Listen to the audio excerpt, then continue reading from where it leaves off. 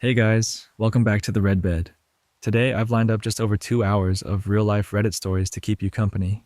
Whether you're winding down for the night, looking for something chill to relax with, or just need something playing while you do your own thing. And while you listen, I'll be sharing some hardcore gameplay I got today where I get more progress done on my base. And later in the vid, I'll be sharing my friend's POV where he works on his base as well. Also, I do my best to post daily, so there's something new waiting here if you want to make it part of your nightly routine. But anyways, let's get into the video. This first story is about a family hike that began like any other, but ended as a full-on emergency with helicopters, sheriffs, and ambulances rushing in. This happened many years ago, back when I was around 11. We had just moved to a new, hot, and sunny state, and my parents were excited to explore the outdoors. They found a hiking trail near our new home that looked fun, at least from the description.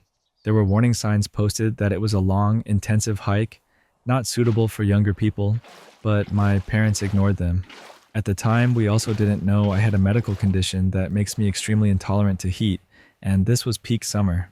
At the start, everything seemed fine. I'd hiked with my parents plenty of times before, and I usually enjoyed it. The first part of the trail was shaded and lined with trees. My dad, mom, older sister, and I were all pointing out birds, weird rocks, and things we thought were cool. I remember feeling proud of myself for keeping up, and even a little excited about being in this new place. But then things began to slide downhill. Slowly at first, like a snowball. I started feeling a little woozy. At 11, I thought it was kind of funny, like being dizzy after spinning around too much. I told my parents I felt weird, but they didn't think much of it. They handed me some water and snacks and told me to keep going. By the halfway point, the wooziness had turned into something heavier. If you've ever felt the beginnings of heat exhaustion, you'll know what I mean. That creeping sense of something's not right before anything obvious happens. I started to lose my excitement. My parents, still having a great time, kept stopping to take pictures and admire the view. I sat back more often, nibbling snacks, feeling quieter and quieter. We were still under tree cover at that point, but that wouldn't last long. The last third of the hike started with a steep, rocky uphill that had almost no shade. After that, the trail flattened out, but was long and exposed to the sun. That uphill was where things really started to go bad. As soon as we started climbing, I could feel my body fighting me. My limbs felt like lead. My stomach cramped. Every step felt harder than the last. I told my parents I didn't feel good, but they didn't believe me. Back then, they brushed off a lot of things. If I had a stomachache or said I was tired, they'd say I was being dramatic or lazy. Just tough it out was kind of their mantra. So when I said I was struggling on the hill, they assumed I was whining. One parent, I think it was my dad, went on ahead. The others stayed behind with me, but still thought I was just having a hard time because of the steepness. My pace slowed to a crawl. Each step took everything I had. My head felt jumbled. My stomach turned. The world felt heavy. My mom, or maybe it was my dad, my memory blurs here, finally started to notice that maybe something was actually wrong. But even then, they treated it like I was just tired. They tried encouraging me up the hill, telling me we were almost there. At some point near the top, I threw up in the bushes again and again. That's when both my parents finally realized, oh no, this isn't a tantrum or laziness. Something's really wrong. My dad checked to see if I was still sweating, which I was, and they gave me water as I kept vomiting. They found a bush big enough for me to sit under for shade and tried to cool me off before continuing. They reassured me it was just a little bit more to go. A few steps later, I was down again. From that point until the end of the hike, my memories are patchy. I remember flashes, throwing up, not being able to move my arms or legs, being carried while barely conscious. I remember other hikers being alerted to run ahead because only the trailhead had cell service to call 911. I remember strangers pouring their remaining bottles of water over me to try to cool me down. At least a dozen bottles, maybe more, were given to me to drink or dumped over my head and back. Then the images get surreal. 2 helicopters overhead, at least 3 or 4 ambulances, 2 sheriff's cars, all showing up because multiple people had managed to call emergency services once they got signal. It turned out I was in full-blown heat stroke. My sister still claims to this day that I was overdramatic, but my parents never, ever doubted me again after that. From that day on, when I said I wasn't feeling well, they listened. They never told me to tough it out again. They started reading warnings on hikes. They learned the hard way that sometimes when a kid says something's wrong, something actually is wrong. I haven't gone hiking with them since, and no one's tried to force me. It took 2 more medical emergencies in the family before they fully shaped up, but now my mom is my biggest health advocate. Looking back, that hike was about 3 hours long, maybe longer with us taking photos. The day was somewhere between 80 and 100 degrees. That last third, the one they told me wasn't much longer, was still another hour or so in full sun. Cars couldn't reach most of it, so by the time sheriffs finally got to us, I was already barely conscious. Back then, none of us knew about my condition. It made everything so much worse. I sometimes wonder what would have happened if the strangers on the trail hadn't helped. The people who gave me water, who sprinted ahead to call for help, who literally saved my life. But I'm here, and my parents learned a hard lesson. And as scary as it was, it changed how they treat my health to this day. That story wraps up here. This one really shows how fast things can turn from minor discomfort to a full-on emergency. It's amazing that so many strangers had to come together just to keep an 11-year-old stable until help arrived. At least the experience reshaped how the parents handled health scares afterward. It's scary, but also a bit reassuring that even random hikers were ready to step in and help. This next story is about an employee who put in years of work without fair pay or support, until he finally decided to take matters into his own hands. Some years back, I was working at a digital agency that had a huge reputation in the national market. It wasn't some small shop. It was one of those companies that made big claims about being cutting edge, the kind of place that prided itself on having major clients and keeping up appearances. On paper, it sounded like the kind of job people would be jealous of, but living through it day to day was a whole different story. I was responsible for maintaining and ensuring the availability of some of the most important software we offered to our core clients. To give you an idea of the pressure, my role meant that if something broke, I was the one on the hook to fix it, no matter the time of day or night. On top of that, I also managed the team that handled maintenance for other clients. Basically, I had 2 jobs rolled into one, and the company seemed fine with piling it all on me, as long as things kept running smoothly. The problem was that year after year, I was getting the short end of the stick when it came to pay. Every time I asked for a raise, it was either flat out denied, or they gave me a laughably small bump. It never matched the amount of work or the level of responsibility I was carrying. To make matters worse, I asked again and again for some kind of support, maybe a partner or a sidekick to split the workload. But management's attitude was always the same. You're keeping everything running fine, so why would we change anything? The truth was, I was running myself straight into the ground. After a while, those conversations stopped being frustrating and just started to feel like a brick wall. I knew nothing was going to change unless I did something about it. Then came my 6-month performance review. Just like all the times before, I laid out my concerns. I told them about my workload, about my mental state, about the fact that I hadn't been compensated fairly for years. And just like clockwork, they brushed it off. They didn't offer me more money. They didn't offer me help. It was the same "thanks for your hard work, keep it up" routine I'd been hearing for years. What they didn't know, though, was that I had already been talking to one of their competitors. That competitor had come to me with an offer. More pay, more support, and a better workload balance. Honestly, I'd been sitting on the offer for a bit, but after that performance review, it became crystal clear what I had to do. Right after that review, we had an in-person meeting with one of our biggest clients. It wasn't just any client. This was the 2nd largest account we had, and the entire meeting was about renewing contracts. Because I handled maintenance and had first-hand knowledge of the service level agreements, I was included in the room. Picture a big conference table, a bunch of executives, everyone in formal suits trying to look calm and professional. Meanwhile, I was sitting there with the competitor's offer pulled up on my laptop. At one point, I found myself rereading the details of that offer. My manager noticed me looking at my screen but didn't say anything, at least not yet. And right there, in the middle of that high-stakes meeting, I decided I'd had enough. I sent an email to the competitor, accepting their offer. Within minutes, they sent me the contract. I signed it digitally right then and there, sitting in the same room as my current employer's top executives. The next part still makes me laugh a little when I think about it. As soon as the contract was signed, I drafted an email to HR, my manager, and a handful of executives, the very same executives who were sitting across the table from me, letting them know that I was resigning effective immediately. When they read the email, I watched as their faces went red. They paused the meeting right away.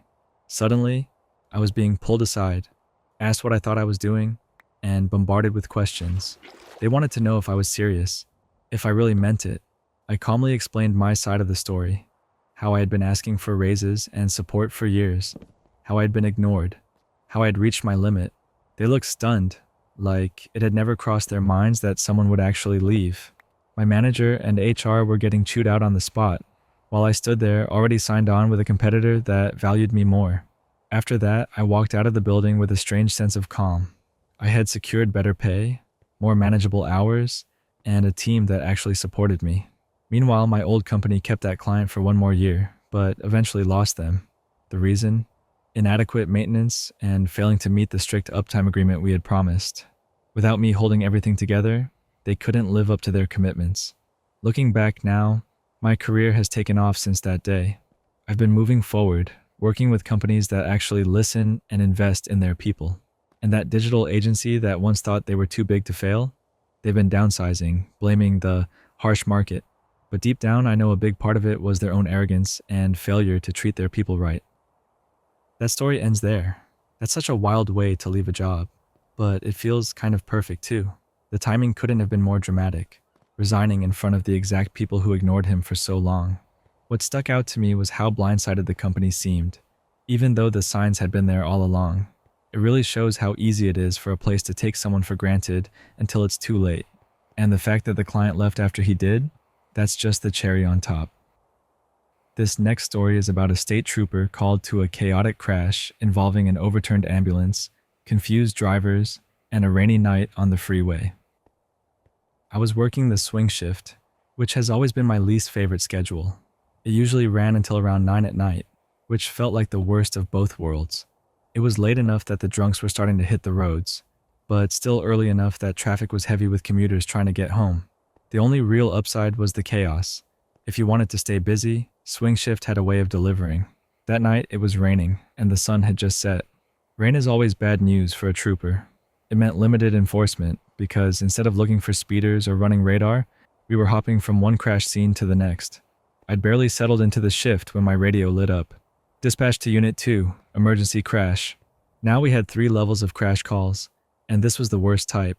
I keyed up and responded, "Go ahead." Unit 2, emergency crash. Eastbound I-35 at Main Street, reporting 3 vehicles involved. Callers report an ambulance has overturned. Multiple lanes blocked. Ambulance is, en route. I could hear dispatch trail off as she realized what she'd just said. The irony of an ambulance needing an ambulance wasn't lost on either of us. That stretch of freeway was 7 lanes across, so even with lanes blocked, traffic would still be moving at full speed. That was dangerous for everyone on scene. I radioed back, "I'm en route. Start a wrecker for the overturned ambulance." A wrecker in this case meant a tow truck with a hook instead of a flatbed. Even before arriving, I knew we'd need it, so getting it dispatched early would save us precious time. As I got closer, I began shutting down lanes, bringing traffic to a halt to protect both the victims and myself. When I finally pulled up, the sight was surreal. An ambulance lay on its side in the rain, the kind built like a van rather than the big box type. In front of it was a car stopped in the lane, hazard lights flashing. Off to the shoulder, another car had come to a stop as well. My partner arrived shortly after and stayed back to manage traffic while I headed forward to the scene. The ambulance seemed like the most urgent place to check. Inside, I found a medic calmly tidying up in the back. "Good evening. Are you injured?" I asked. I'd learned over the years not to ask if someone was okay, because that often got vague answers. What I needed to know was if they needed medical treatment. She shook her head. "No, I'm fine. I had my seatbelt on and I was up front. Were you transporting anyone?" "No," she replied. "We were empty. Just my partner and I. He already called our boss." I asked where her partner was, and she told me he should be outside taking pictures. Sure enough, I stepped back into the rain and spotted him with his phone out, documenting the damage. "Sir, are you injured?" I asked. He gave me a small grin. "No, I'm good. Better than this thing anyway." He gestured to the ambulance lying helpless on its side. I told him another ambulance was already on its way to check them both out, and a tow truck was en route as well. Then I said I'd circle back after speaking with the other drivers to get their information. I walked up to the car sitting just ahead of the ambulance, rain dripping down the side of my patrol jacket. Even in the dim light, I could see fresh scrapes on the right front fender. I approached on the passenger side and knocked on the window. The driver rolled it down, her face tense and eyes wide. "Good evening, ma'am. Are you injured?" She let out a breath of relief. "Oh, thank goodness. No, I'm fine. I was just driving and needed to take the exit, so I looked over and didn't see anything. It looked clear, so I started to move, and..."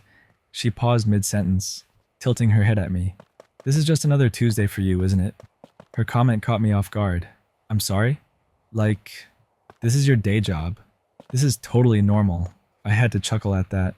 "Well, this is the first overturned ambulance I've been to. But sure, it's just a crash. So far, no one's hurt, so I'd say it's going pretty good. You were saying?" She nodded quickly and continued.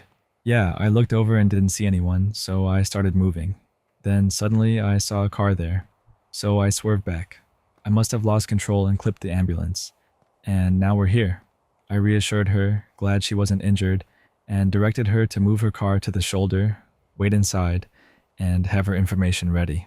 Later, I thought about how she had basically done what we'd call a pit maneuver, the technique law enforcement uses to spin a vehicle out, but she'd managed to pull it off accidentally on an ambulance. I checked on the third car next. That driver was shaken, but fine.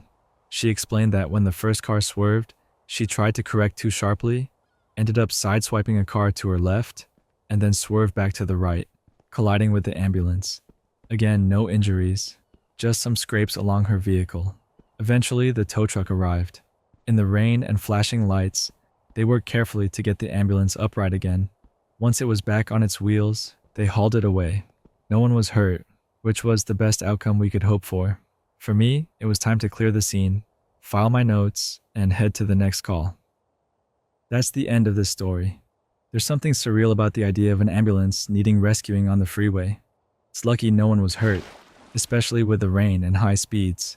The way that driver casually called it just another Tuesday probably sums up how wild the job can look from the outside. To the trooper, it was just another call, but for everyone else, it was a once-in-a-lifetime crash. This next story is about a student who was struggling deeply but found unexpected hope and confidence through a caring teacher who never realized the impact she had. Back in high school, there was a teacher who changed everything for me. I'll call her Jay. She wasn't just good at her job. She was the kind of teacher who made an effort to see every student. She'd stop you in the hall if you looked down, ask how you were doing if something seemed off, and she always had something creative going on. Crafts, projects, little things to draw in all the artistic kids. Most importantly, she was my English teacher, and that's where she made the biggest difference. I had always loved stories but kept them locked away. I was terrified of being judged or of people thinking I wasn't clever enough. Sharing anything I'd written felt like exposing a secret part of myself. But Jay chipped away at that fear. She encouraged me gently, never pushing too hard, just enough to show she believed in me.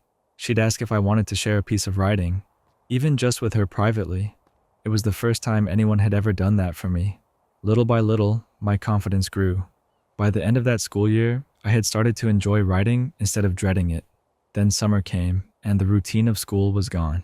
One day in early summer, feeling a little braver than usual, I decided to email her. It wasn't anything formal, just a note to share a story I thought she'd like, and to talk about an author we both admired who had a new book coming out. I even started the email by apologizing for using her school address during the summer, figuring she probably wouldn't see it until classes started again. Weeks passed, my email sat unanswered. I told myself it was fine, that she was on her break and deserved the time off. I didn't send a follow-up, I just went on with my days. But around that time, things in my life were getting darker. The struggles I had been pushing down started to feel heavier, and I hit a point where I felt invisible. I wondered if anyone actually cared whether I was there or not. Then one night, out of the blue, my inbox pinged. It was a reply from Jay. She apologized for not seeing my email sooner, and then launched into a little note about the author we liked. She told me she had read the story I'd sent, that she loved it, and that she'd added a few comments to help make it even stronger. At the end, she gave me her personal email and said I could send her anything I kept writing. I burst into tears. That tiny gesture, A teacher reaching out from her summer break to connect hit me like a beam of light. It made me feel like maybe it was worth staying a little longer, like maybe someone did see me after all.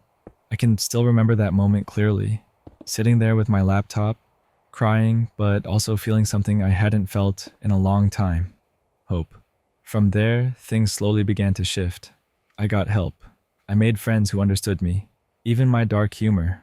I started to believe there might be a future for me. These days, I'm proud to be here. I'm proud to be a father, even if it's just to some very sweet pups. And I'm proud that I never gave up on writing. I still write all the time now. I'm working on longer pieces, and sometimes I daydream about publishing something one day. And every time I sit down at a keyboard, I think about Jay and how she made that space for me to create. She probably never realized just how big an impact she had. I see her every now and then, and I've been thinking about telling her this story. She deserves to know how much that extra step she took mattered. All it was really was a little love and attention at the right time, but it sparked something in me. A thrill for expression, a belief in myself, and a reason to keep going when everything felt dark. That story wraps up here. It's amazing how a single moment of kindness can ripple so far without the person even realizing. This teacher wasn't doing anything dramatic, just taking a few minutes to respond and encourage. But it changed someone's whole path. Stories like this make you think about the quiet ways people leave marks on each other, and it's cool to see how the writer carried that spark forward into their life now. This next story is about a grocery store checker who witnessed a family's food stamp card failing and stepped in with a powerful act of kindness. A few years back, I was working part-time as a checker at Sam's Club. It wasn't a glamorous job, but it was steady. And at that point in my life, I was in a pretty comfortable place. My kids were grown, I was remarried to my second husband, and while we weren't wealthy, we had enough to live without constant worry. That in itself felt like a blessing because I knew what it was like to be on the other side. When my two daughters were little, times were tough. I had divorced my first husband, and raising two young kids on my own was no small feat. Money was tight. So tight that grocery shopping on payday almost felt like a holiday. It was the one day I could actually say yes when my girls asked for something small, maybe a snack or a treat. For most of the month, that didn't happen. I still remember the way they'd light up when they got something extra, even if it was just cereal with a cartoon character on the box. We visited food banks more than once, and there were stretches when I was broke and hungry myself. I know how heavy that feels, carrying the weight of not knowing if you can feed your children. So when I was standing at my register that Saturday, and a family rolled up with a cart full of groceries, I noticed the little details. The cart wasn't full of frivolous things. It was filled with good food, basics for meals, things a family truly needed. The kids were practically bouncing with excitement, pointing at boxes, talking about meals they were going to have. It was so familiar to me that I could almost feel my own daughter's small hands tugging on my sleeve from years ago. When I finished ringing everything up, the dad pulled out their SNAP card to pay. For those outside the US, that's food stamps. He swiped it and it didn't go through. He tried again, and I could see the mom's face starting to crumble. Her eyes went wide, panic flickering across her expression, and she was on the verge of tears. The kids grew silent, staring at the cart full of food they might not be able to take home after all. The happiness that had filled their faces a moment earlier just drained away. I felt my stomach twist. I knew exactly what that moment felt like. I'd lived it, the hope of finally getting a little relief, only to have it ripped away right there in front of your children. The manager came over, checked the system, and delivered the bad news. The EBT system was down statewide. It wasn't their fault. Every single food stamp card in the state wasn't working that day. There was nothing anyone could do, at least not officially. But standing there, watching that family's shoulders slump in defeat, I knew I couldn't just let them walk out empty-handed. I pulled the manager aside and asked, "Can I pay for their groceries?" He looked at me like I'd lost my mind. The total was around $200, not a small amount for me, but I couldn't shake the memory of my own past. I remembered too vividly being that mom, standing in their shoes. I had my debit card tucked into my back pocket for my break, so I pulled it out. The manager explained to the family that I wanted to cover the cost for them and asked if it was all right. That's when the mom broke down, crying openly, relief flooding her face. The kids instantly were back to planning supper again, chatting excitedly about what they'd eat first. I swiped my card, and just like that, the groceries were theirs. They rolled that cart out of the store with smiles instead of tears. I never told anyone about that moment until now. It wasn't about recognition, and it wasn't about being a hero. It was simply about being in the right place at the right time, and being able to do something I wish someone had done for me when I was in that position. I felt blessed to be able to help, even if it was just once. And honestly, I'll carry the look on that mother's face with me forever. That's where this story finishes.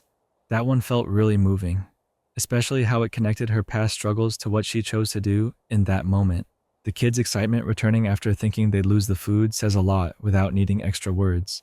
It's one of those stories that makes you pause and appreciate the times when people step in quietly and change a whole day for someone else. It's not dramatic or flashy, but it leaves a big impression. This next story is about a tense classroom moment where a teacher threatened to tell a student's absent father that the student didn't have a hero, and the student answered with a sharp, unforgettable comeback. My dad's absence has always been a knot in my life. The short version is this: he cheated on my mom while she was pregnant with me, and after a huge fight around my first Christmas, when she was on leave from the Navy, he disappeared. He didn't contact us again until my 21st birthday. That gap left a lot of unsaid things, a lot of quiet anger that lives in the back of my throat. It's been a sore point for as long as I can remember, and it shaped the way I handled certain conversations at school, especially anything about families or heroes. Junior year of high school, we were doing the hero's journey in English class. You know the type. Archetypes, the call to adventure, the return. It's the sort of unit where people start thinking about who inspires them, who saved them in some small way, and who they look up to. I didn't want that assigned spotlight. I didn't want to explain or perform grief for a teacher who already rubbed me the wrong way.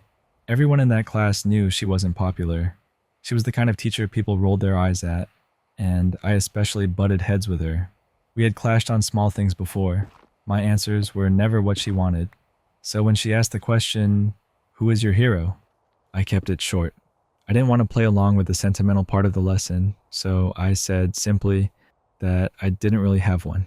It was quiet, it was short, it was honest in the way that only teenagers can be when they're trying not to give the teacher fodder.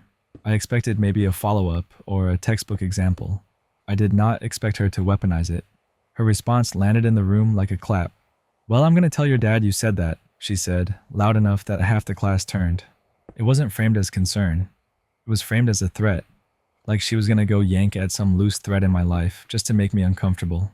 In that instant, that sentence opened a wound that's been there for years. I felt my face heat and an old, familiar anger rise up.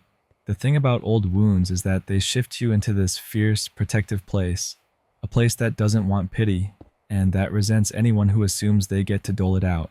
My response came out sharper than I meant it to, but it felt like the only honest thing I could say in that moment. I answered, "If you find him, let me know so I can punch him in the face." It wasn't a reasoned argument. It wasn't a dialogue.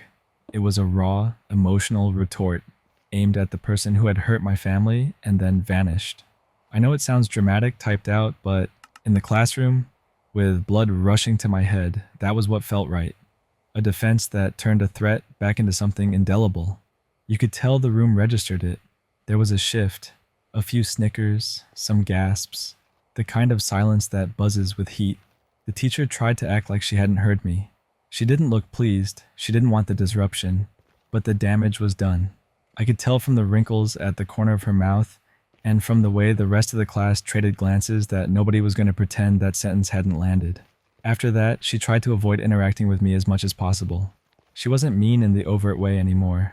She was distant, as if my reply had somehow elevated me into a category she preferred not to deal with. Looking back, the moment is a blur of adrenaline and adolescent stubbornness. I didn't plan to be as confrontational as I was, but the teacher's attempt to tell my dad felt so invasive, so casually cruel, that I couldn't let it slide. The line she crossed wasn't about correcting a student's answer. It was about using personal life as a lever. In my head, punching him in the face was symbolic, not literal premeditation, a visceral image of reclaiming some agency over the hurt he caused by abandoning us. It was the bluntest way I could put the anger that had been inside me for years. After the incident, people treated me differently in small ways. Not all of it was obvious. Some classmates laughed it off and thought it was funny. A couple of teachers pulled me aside later and cautioned me about choosing words in class. But in private, some peers admitted they respected me for not letting someone play with my life story for a cheap reaction. I didn't feel triumphant or proud. I felt relieved in the specific way you do when you finally say the thing you've been holding in your chest for years. That teacher probably thought she was teaching a lesson about honesty or civility. Maybe she wanted to humiliate or embarrass me into softening. Instead, she created a moment that showed her how thin the line can be between classroom authority and personal intrusion.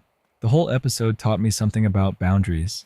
People sometimes think they have the right to expose anyone's pain for a teachable moment, but that's not theirs to use. That's where the story ends. That hit like a perfectly timed mic drop. It wasn't about glorifying violence. It was about drawing a boundary in the only way that felt honest in that exact moment. The teacher tried to weaponize a personal fact and got pushed back with raw emotion, and that's powerful in its own quiet way. It's one of those little school memories that sticks because it felt like standing up for yourself when nobody else would.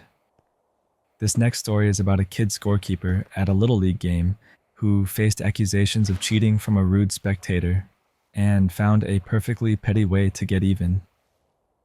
Back when I was in middle school, I'd landed my very first job that actually came with a paycheck. It all started pretty randomly at one of my brother's Little League games.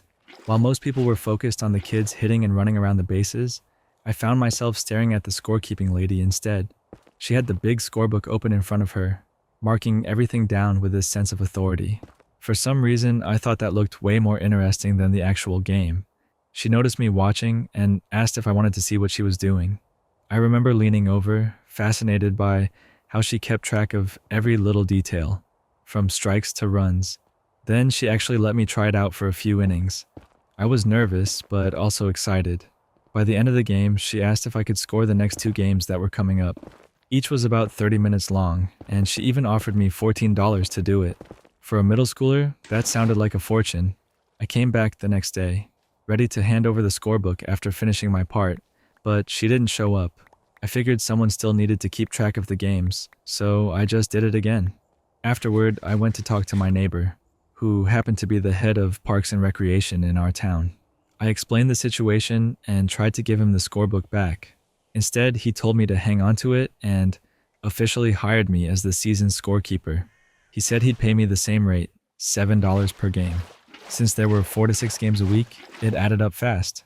For an 11-year-old, it felt like I had hit the jackpot. One afternoon, I was working at one of my brother's t-ball games. He stepped up to bat, and like any sibling would, I cheered for him. It wasn't over the top, just a simple cheer to show my support. But from a couple rows back, I heard a voice dripping with attitude. A woman, the type who always seems to be looking for something to complain about, muttered loudly that it was a conflict of interest. She accused me of cheating on the scorekeeping just to help my brother's team. I remember feeling my stomach sink. I wasn't cheating, and the idea hadn't even crossed my mind. I was just a kid doing a job and cheering for my brother. Luckily, my mom happened to be sitting right behind this woman. She heard every word, and she wasn't about to let it slide. Without even saying she was my mom, she spoke up and defended me. She told the woman that I was just a kid, that I probably hadn't even thought about trying to cheat, and that there was nothing wrong with cheering for my own brother. The woman, who I'll just call Karen because it fits her so well, didn't like that one bit. She turned to her friend and muttered something under her breath, calling my mom some pretty nasty names. My mom didn't hear it, but I sure did. I didn't say anything at the time, but I filed it away in my head. A few games later, I spotted her again. Karen was back in the stands, sitting like she owned the place. And this time, she was wearing the whitest white shirt I think I'd ever seen. The kind of shirt that practically begged for something to stain it. Meanwhile, I had just treated myself to a bright blue ice slushie, the kind that could dye your tongue for hours. I climbed up the bleachers with my drink in one hand and the scorebook in the other. I made sure to sit down directly behind her, smiling politely as if nothing was wrong. Now, balancing both a giant frozen drink and a heavy scorebook wasn't exactly easy. Before long, accidentally, the whole cup tipped and spilled down her back, soaking that perfect white shirt with neon blue slush. I immediately put on my best apologetic face, telling her how sorry I was. I even said I'd go grab something to help her clean up, but then I added that the game was starting, and since I had a job to do, I couldn't leave my post. She stood up, absolutely furious, and stormed out of the stands. After that, she never showed up to another game I worked at. Later that day, when I got home, I told my mom the full story. I reminded her about that woman and what she'd said the first time, and then I explained what had happened with the slushie. My mom's reaction was priceless. She looked at me with this mix of emotions. On one hand, she told me very sternly that what I had done was wrong and that I should never do anything like that again. But at the same time, she couldn't hide the smile creeping onto her face. She ended up giving me a huge hug, which told me everything I needed to know about how she really felt. That story wraps up here. It's kind of funny how a little league game can bring out the worst in some adults. That lady really went out of her way to pick on a kid just trying to help. The slushie accident may not have been the most noble way to handle it, but the timing was almost too perfect. I like that the storyteller's mom gave both the lecture and the hug. Feels like the right balance for that situation. This next story is about a coworker who loved shaming others in public, until one teammate gathered receipts and turned her own behavior into the main presentation. I work on a pretty small team, just 8 of us total. When the group is that small, every personality stands out, and one of my teammates, let's call her Jenna, has a real knack for making herself the center of attention. Any little hiccup or inconvenience becomes a production, and somehow she's the one pointing fingers while claiming everyone else is overreacting. The perfect example happened just last week. I was running a client demo, something we really needed to go smoothly. In the middle of it, my laptop completely froze. My stomach dropped, and I scrambled to keep the call alive. I grabbed my phone, fumbled through a reboot, and somehow pulled things back together.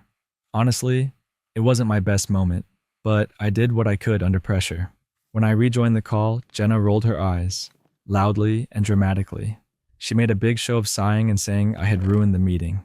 Then, as if that wasn't enough, she jumped into our team Slack channel and told everyone that some people need to learn how to behave under pressure and stop making mountains out of molehills. The kicker?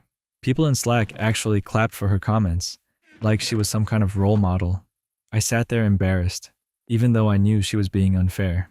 My manager gave me the usual don't worry about it pep talk, but Jenna walked away with 12 Slack claps, like she had just delivered a TED talk on professionalism. That was the moment I decided if she wanted to play the public shaming game, I'd play too, but in a way that fit neatly within workplace rules. For the next 3 weeks, I paid very close attention to Jenna's behavior, and it didn't take long to see just how many little meltdowns she had in public channels. The thermostat was set too low, she'd rant.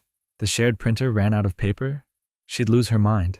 Someone forgot to attach a slide, she'd post long dramatic messages about how she couldn't possibly fix things alone. Every little inconvenience turned into an announcement, with her painting herself as the victim or the only responsible one in the room.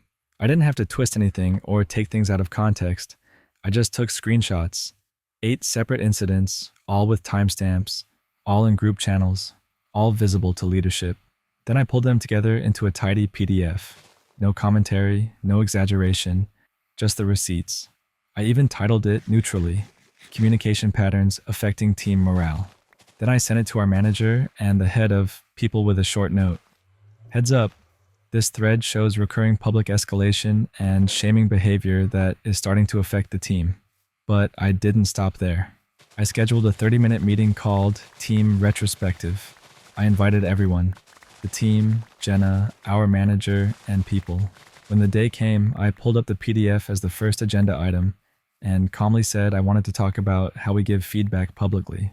Right away, Jenna tried to cut in with her usual routine, saying she was just being direct and her feedback was always constructive. But I didn't argue with her. I didn't insult her.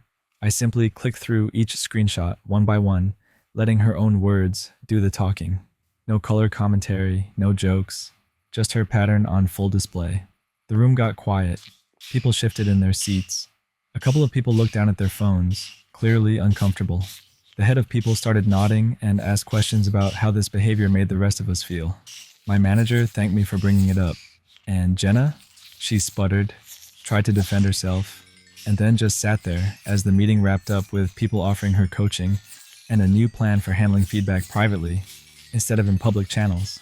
She had to sit there and watch as her own words, her own performances, were projected on the screen for everyone to see. I didn't twist the knife.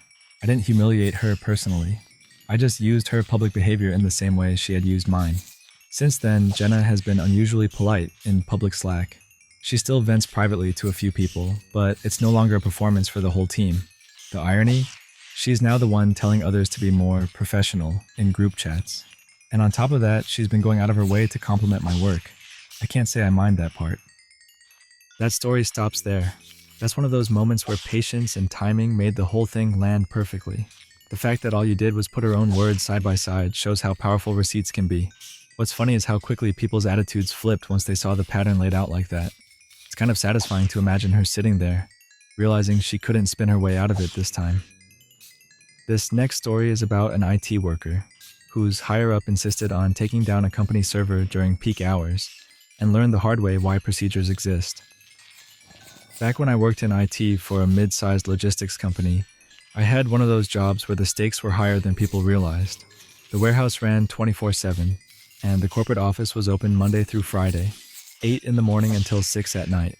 Everything, payroll, shipping labels, inventory management, time tracking, ran through a single internal server. If that server went down, the entire business slowed to a crawl. I was responsible for keeping it running and doing regular maintenance. Normally, I scheduled that work during off hours, when the office wasn't busy and the warehouse could adjust. One Sunday evening, I had maintenance scheduled. I sent out 3 separate notices about it in advance, and not one person objected. It was routine, predictable, and the safest way to keep everything functioning. Then Monday morning rolled around. I logged in, checked systems, and everything was stable. That's when I got an email from one of the higher-ups. Let's call her Karen. She wrote, in no uncertain terms, that she wanted the server offline immediately for scheduled maintenance. I read it twice. The very maintenance she was demanding had already been done the night before. She just hadn't read the notices I'd sent. I replied carefully, spelling out the consequences. Taking the server offline during business hours would mean no one could clock in or out. No one could process payroll, inventory tracking would freeze, and the warehouse wouldn't be able to print or scan shipping labels. Then I asked her to confirm. Her reply came back quickly, and it was curt. She said, "Yes, you should be working on my schedule. Get it done now." All right then. Malicious compliance mode activated. First, I looped in the warehouse manager. I wanted him to know in advance that the system was about to go dark.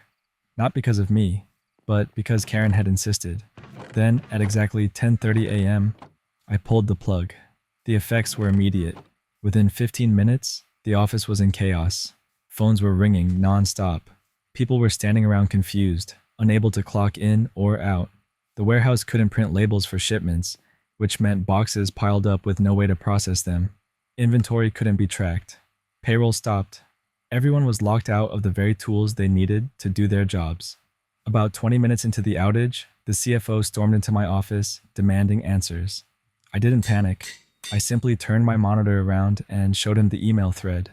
Karen's name was right there, in bold, along with her instructions to take everything down during peak hours.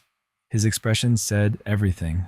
Not long after, Karen herself came storming in, red-faced and yelling. She demanded to know why I'd taken the system down in the middle of the day. I calmly explained that she had ordered it, and that I'd even warned her of the consequences in writing. I reminded her that rebooting the server and checking for errors after a forced shutdown would take time, but I'd get everything back online as quickly as possible. She didn't like that answer, but there wasn't much she could say. The paper trail spoke for itself. By that afternoon, word had spread. Karen got dragged into a meeting with the COO and the CTO. I wasn't in the room, but from what I heard, it was not pleasant for her. After that, the company implemented a new change management process.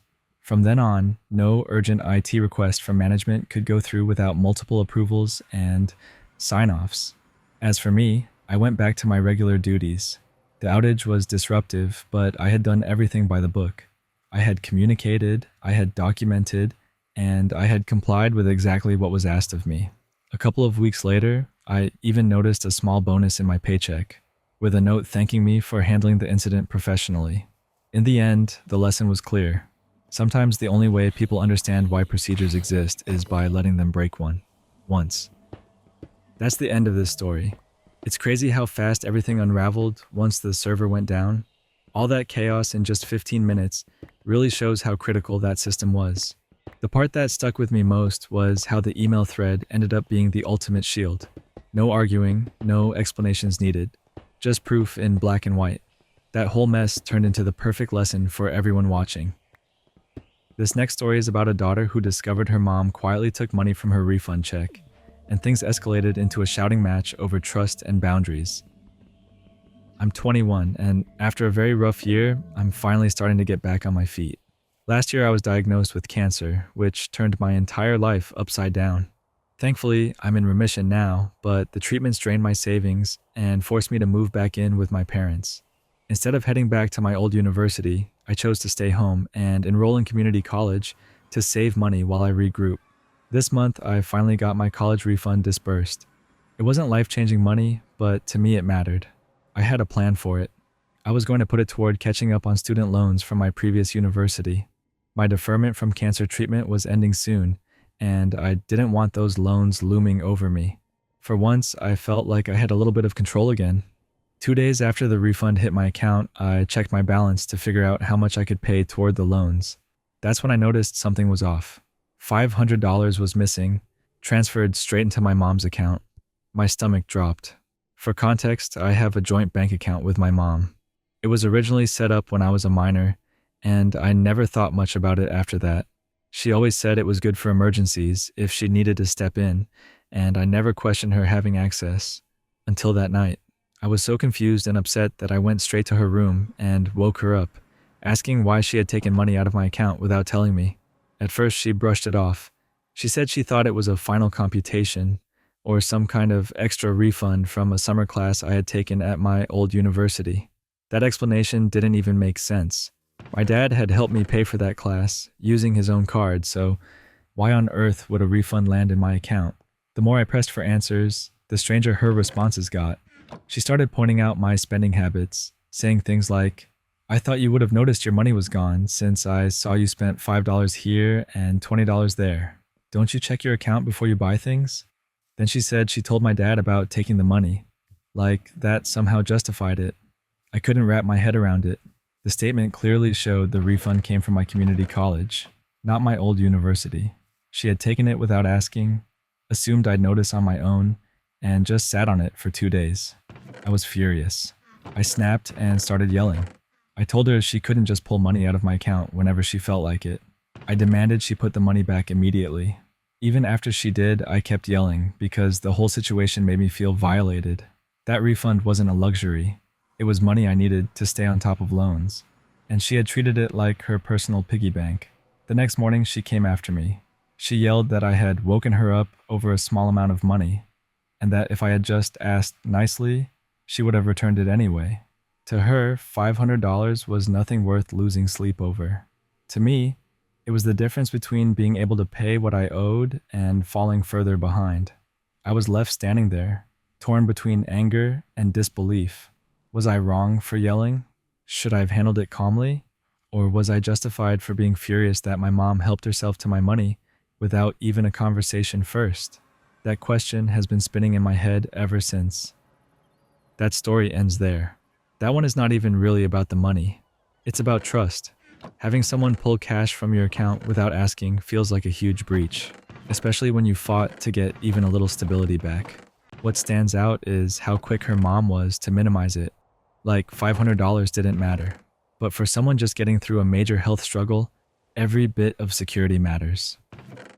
This next story is about hotel guests who ignored clear warnings, parked where they weren't supposed to, and ended up with a very early wake-up call to move their cars. Back when I worked as a night auditor at a hotel, I quickly learned that people could be surprisingly entitled about the simplest things, like parking. Because I worked the overnight shift, most of the check-ins I handled came well after midnight. By that time, the main underground parking garage was usually full. We always had an overflow lot available, but it was just a short 45-second walk away from the hotel. It wasn't inconvenient at all. though guests often acted like walking that extra distance was the worst thing imaginable. At that point in time, our hotel was in the middle of an expansion. A brand new property was being built directly behind the one I worked in. Because of that construction, the entire back parking lot was closed to guests. We had it clearly blocked off with bright yellow caution tape, the kind you couldn't miss unless you were willfully ignoring it. It wasn't a subtle barrier. It stretched all the way across the entrance. On top of that, during check-in, I made sure to verbally explain to every guest that the back lot was unavailable. One particular night, I had several late arrivals. As expected, the underground garage filled quickly, so I directed the rest of the guests to the overflow lot. Most listened. But sure enough, 3 different guests decided they were too special to park where everyone else was told to. Instead, they literally drove under the caution tape and parked in the construction zone. The boldness was almost impressive. We had a policy of recording every guest's vehicle information at check-in, so when problems came up, we always had a way of tracking who belonged to what car. That small detail ended up saving the day. The next morning, around 5:45 a.m., the construction crew arrived to start work. By 6, the foreman was at the front desk, not looking pleased. He handed me a slip of paper with 3 license plate numbers written on it and explained that these cars were blocking access to the work site. His team couldn't get equipment in, and they needed the cars gone immediately. That meant I had to play detective. I checked the plates against our records and tracked down the guilty guests. Then came the fun part, calling their rooms at 6 in the morning to tell them they needed to move their cars right away or they would be towed. The reactions were as predictable as they were ridiculous. Each guest acted outraged that I had woken them up. One yelled at me over the phone, throwing every insult they could think of. Another insisted that no one told them the back lot was closed, which I knew for a fact wasn't true because I personally had checked them in. The third demanded that we, the hotel staff, should move their car for them. I stayed calm and repeated the facts. I reminded them that during check-in they had been explicitly told not to park in the back lot. I pointed out that the lot was taped off with bright yellow caution tape, and then I explained that if they didn't move their vehicles, not only would they be towed, but the hotel wouldn't be responsible for any damages. They had chosen to ignore both verbal and physical warnings, so the liability was entirely theirs. Eventually, one by one, they dragged themselves out of bed and stomped down to their cars. They weren't happy about it, but they had no choice. The construction crew was waiting, and the foreman was ready to call a tow truck if needed. By the time the cars were finally moved, the guests had wasted more of their own morning than it would have taken to just park in the overflow lot in the first place. I'd love to say that was the end of it, but entitled guests rarely let things drop so easily. One came back to the desk later to complain about how rude I'd been for calling them so early. Another asked why the overflow lot wasn't closer, as if 45 seconds was some huge burden. I listened, nodded, and repeated the same line. The back lot is closed, and the overflow lot is available for guest use. They didn't like it, but there wasn't much else to argue. Moments like that used to make me question why I chose to work in hospitality. Dealing with entitled people at 6 in the morning isn't exactly a dream job, but at the same time, I learned to find perspective. For every guest who thought the world revolved around them, there were plenty of others who were kind, reasonable, and grateful for the help we provided. Whenever I dealt with the worst of the bunch, I reminded myself that I was fortunate not to be like them, to go through life believing rules only applied to everyone else. It wasn't the most dramatic story, but it stuck with me, because in the end, all those guests had to show for their defiance was a rude awakening, a frustrated construction crew, and the knowledge that their tantrums didn't change the fact they were in the wrong. That story ends there. It's wild how often people ignore clear signs just because they think they'll get away with it. The caution tape alone should have been enough, but they still went under it like nothing applied to them. Waking up at 6 to fix their own mistake feels like the most fitting consequence. Honestly, it's kind of funny how their shortcut ended up being way more of a hassle than just following the rules in the first place. This next story is about a wife with a broken ankle who asked for outside help, but her husband refused to allow it, leaving her to struggle alone and leading to a heated confrontation. A few days ago, I broke my ankle. It wasn't just a sprain, it was a full-on break that left me in a boot, hobbling around the house, barely able to balance. Walking from one room to another felt like a workout, and even simple things like standing to cook or wash dishes were exhausting. About half an hour after I hurt myself, my husband managed to pull his back. So, just like that, we were both injured at the same time. In theory, you'd think two people stuck at home with injuries would lean on each other, help each other out, and figure things out together. That's not what happened. Instead, I found myself limping around the house, doing laundry, washing dishes, making food for myself, and trying to keep up with the daily mess that piles up. My husband, on the other hand, spent a lot of time performing his pain. Every morning, he would put on a whole production of groaning, moving slowly, and struggling to get out of bed. I'm not denying that his back hurt, but the dramatics made it feel like he was competing with me, instead of recognizing that I was genuinely struggling to function with a broken bone. This wasn't even coming out of nowhere. One of our long-standing issues has been his unwillingness to do enough around the house. We've fought about it before. Him not cleaning up after himself, me carrying the bulk of the load, and arguments about why he couldn't pitch in more. Now, with both of us hurt, those worries came crashing back. I couldn't help but think, if he's like this when I break my ankle, what would happen if I were to get pregnant one day? Or if I got really sick and needed serious support? Because neither of us was really capable of keeping up with the house, I suggested we ask for help. I told him maybe one of my friends could come by, or perhaps his brother could swing over to help out with a few things. He immediately shut it down. Day after day, I asked again. He kept saying no. Eventually, I hit my breaking point. I told him straight up that it felt abusive to not let me have help when he couldn't or wouldn't help me himself. Instead of hearing me out, he turned it back on me. He told me I was the abusive one for the way I was talking to him.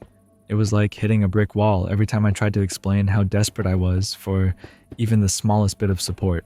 Only today did he finally admit the real reason he didn't want his brother over. He said his brother was in pain from a car accident last week, even though his brother had been checked at the hospital and cleared. I could understand not wanting to add more stress to someone who'd been in an accident, but why not just say that from the beginning? Why let it escalate into fight after fight when the truth was so simple? As for my friends, his excuse was different. He said he didn't want them seeing the house like this. That excuse stung more than anything else. The state of the house wasn't new. It was messy even before my ankle broke, because he never did much to clean in the first place. The wrappers, dirty paper towels, and empty containers scattered around the kitchen weren't just from me being injured. They were the reality of living with someone who didn't pick up after himself. This morning, the situation hit a new low. I asked him if he could make me some breakfast. I needed to take my pain medication, and I knew from experience that if I take it on an empty stomach, I'd end up sick. He told me no, because his back hurt too much. I waited, hoping maybe the pain would pass and he'd reconsider. After 30 minutes of waiting, I gave up. I forced myself to get up, hobble to the kitchen, and make something quick. It was exhausting, but I did it because I had no choice. The kicker? Almost right after I sat back down, he got up, walked over to the fridge, and grabbed food for himself. No hesitation, no wincing, no asking me if I wanted anything while he was up. Just casually taking care of himself after refusing to help me. That was the last straw. I lost it on him. I started cleaning around the house, boot and all, because I couldn't stand looking at the mess anymore. Every step hurt, but I was fueled by frustration. He accused me of being unfair, of being cruel, of talking to him in ways that weren't acceptable.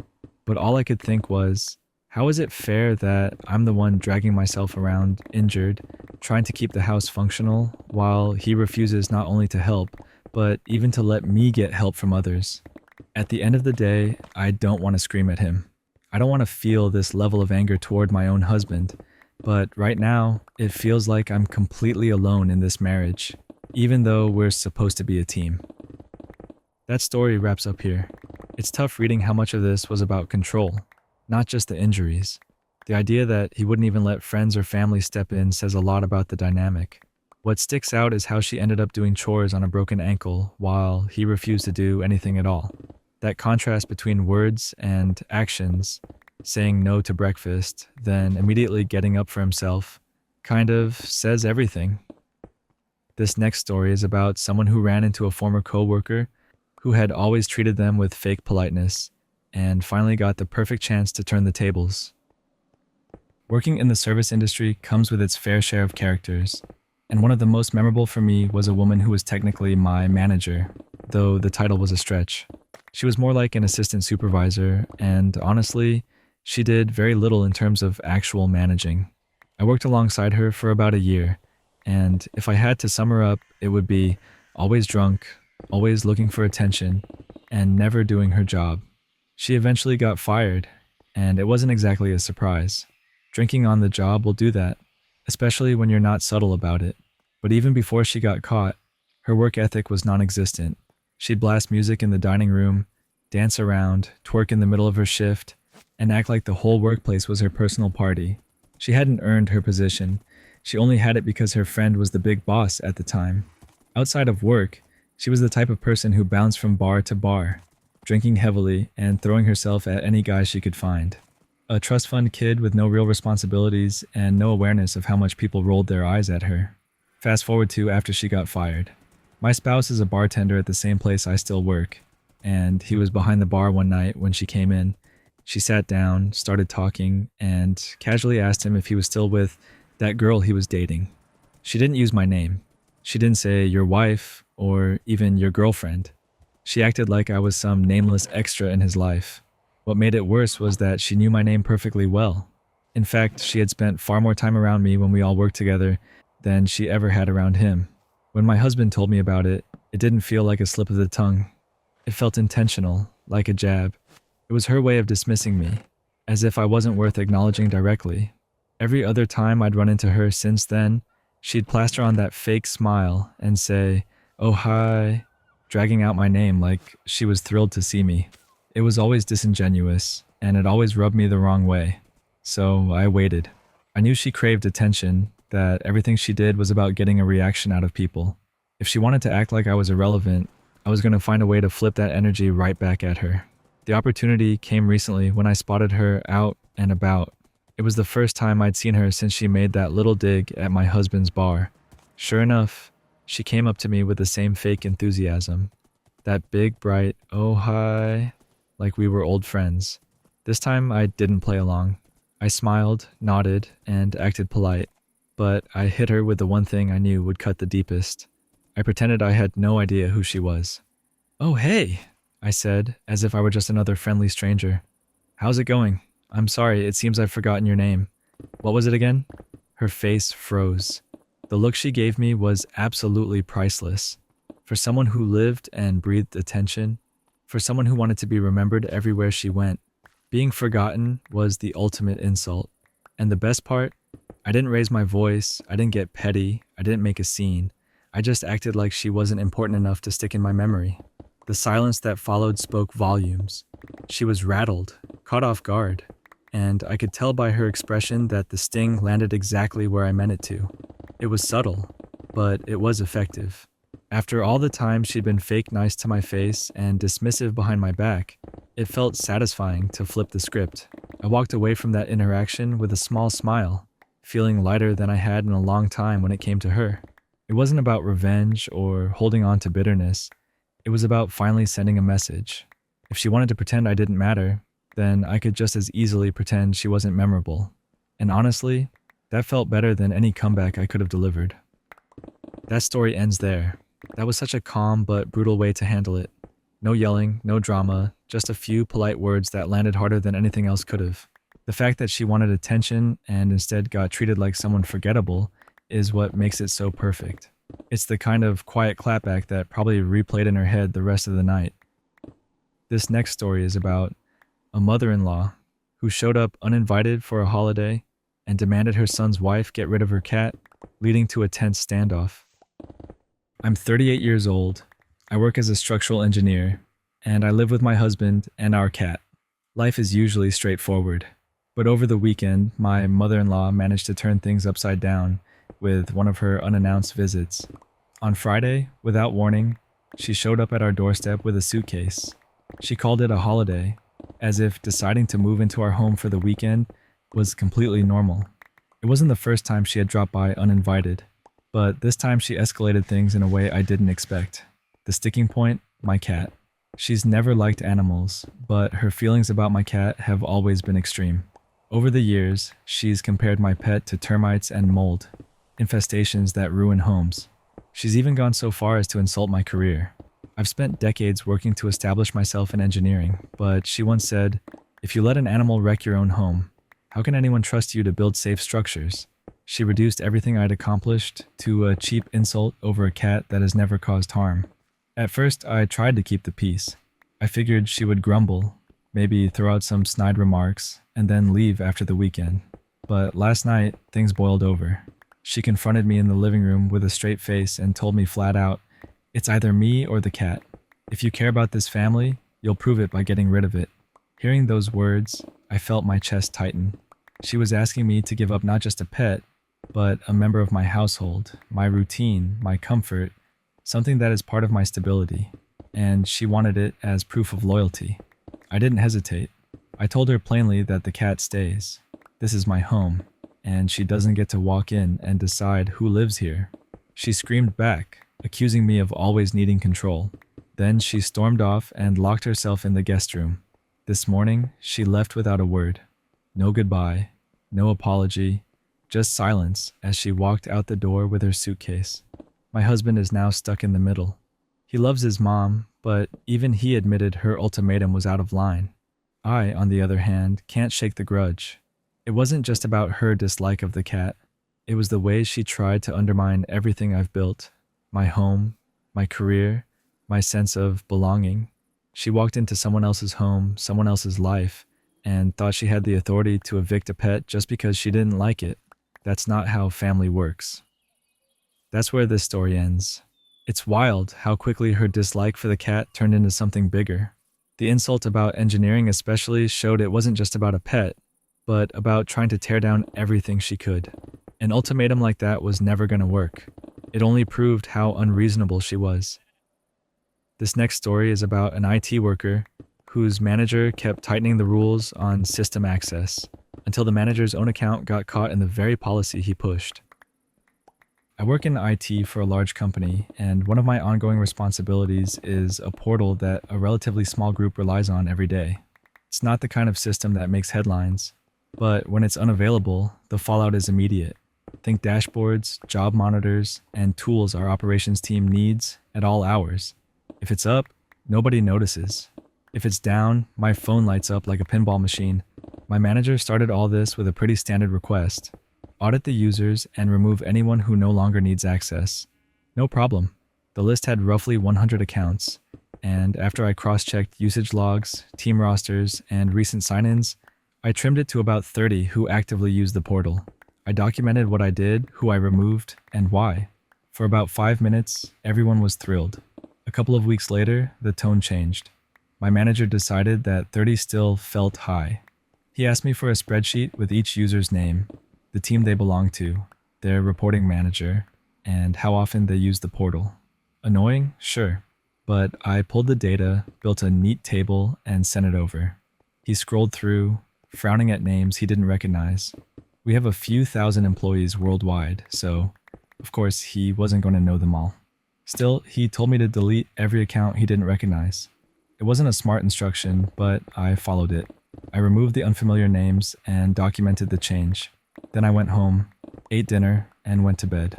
Around 3 in the morning, the messages started. Alerts about stuck jobs, tickets flagged as urgent, emails asking why no one could log in to fix issues. We're global, so while my side of the world slept, another team needed access. I looked at the screen, saw the flood, and rolled over. I don't get paid to work at 3 a.m. When I showed up in the morning, my manager was already upset.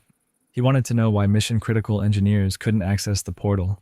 I reminded him, calmly, that I had removed the accounts he told me to remove. He told me to add them back immediately. So I did. I restored the users, reopened the workflows, and wrote up a postmortem with a very neutral sentence that said, accounts were removed per directive and have now been restored. 2 more weeks went by, and we landed right back in the same conversation. Now the problem, according to him, was security. Too many people have access, he said. He wanted to review the list with me line by line. Out of the 30, I showed him that 27 used the system daily as part of their core job. The 3 who didn't, him and 2 other senior leaders whose accounts existed for visibility. They never logged in, never touched the portal, and definitely didn't need it to do their work. He didn't love that answer. He raised his voice and told me to remove anyone who didn't use the portal daily. Not weekly, not monthly, daily. He also added a new requirement. Anyone who wanted access had to fill out a request form that explained their business need. The form would route to him for approval before I could provision the account. I repeated it back to him, word for word, and he confirmed. I documented the policy, posted it in the appropriate channel, and made the changes. After that, things were quiet for a while. The number of users stayed low and stable, and the people who needed the portal the most were able to do their jobs. I answered a few questions here and there, redirected requests to the new form, and went on with my week. Then one afternoon, my manager messaged me. I think something's wrong with the portal. He said he couldn't log in and kept getting an error. I checked the health indicators. Everything looked fine. Databases were up, services were green, and the authentication service was normal. I logged in with a test account. No issue. I tried another admin account. Still no issue. He called me over to his desk, baffled. I asked him what username he was using. He read it off, and I recognized it immediately. His account, the one that hadn't shown any activity in months. I pulled up the audit trail and the policy change log. System's fine, I said. Your account was removed when we cleaned up users who don't use the portal daily. I quoted him back, word for word, about daily usage being the only criterion. The silence that followed was long enough to count. He blinked, realized what had happened, then asked me to add him back. I didn't argue, didn't roll my eyes, didn't push. I simply slid over the access request form he had created. I told him that once the form was submitted with a business justification and approved by him or his designee per his own policy, I'd be happy to restore the account. His expression went through a few frames: confusion, frustration, and then a quiet acceptance that he was stuck with his own rules. He gave me the look people give when they know they wrote the policy they're now tripping over.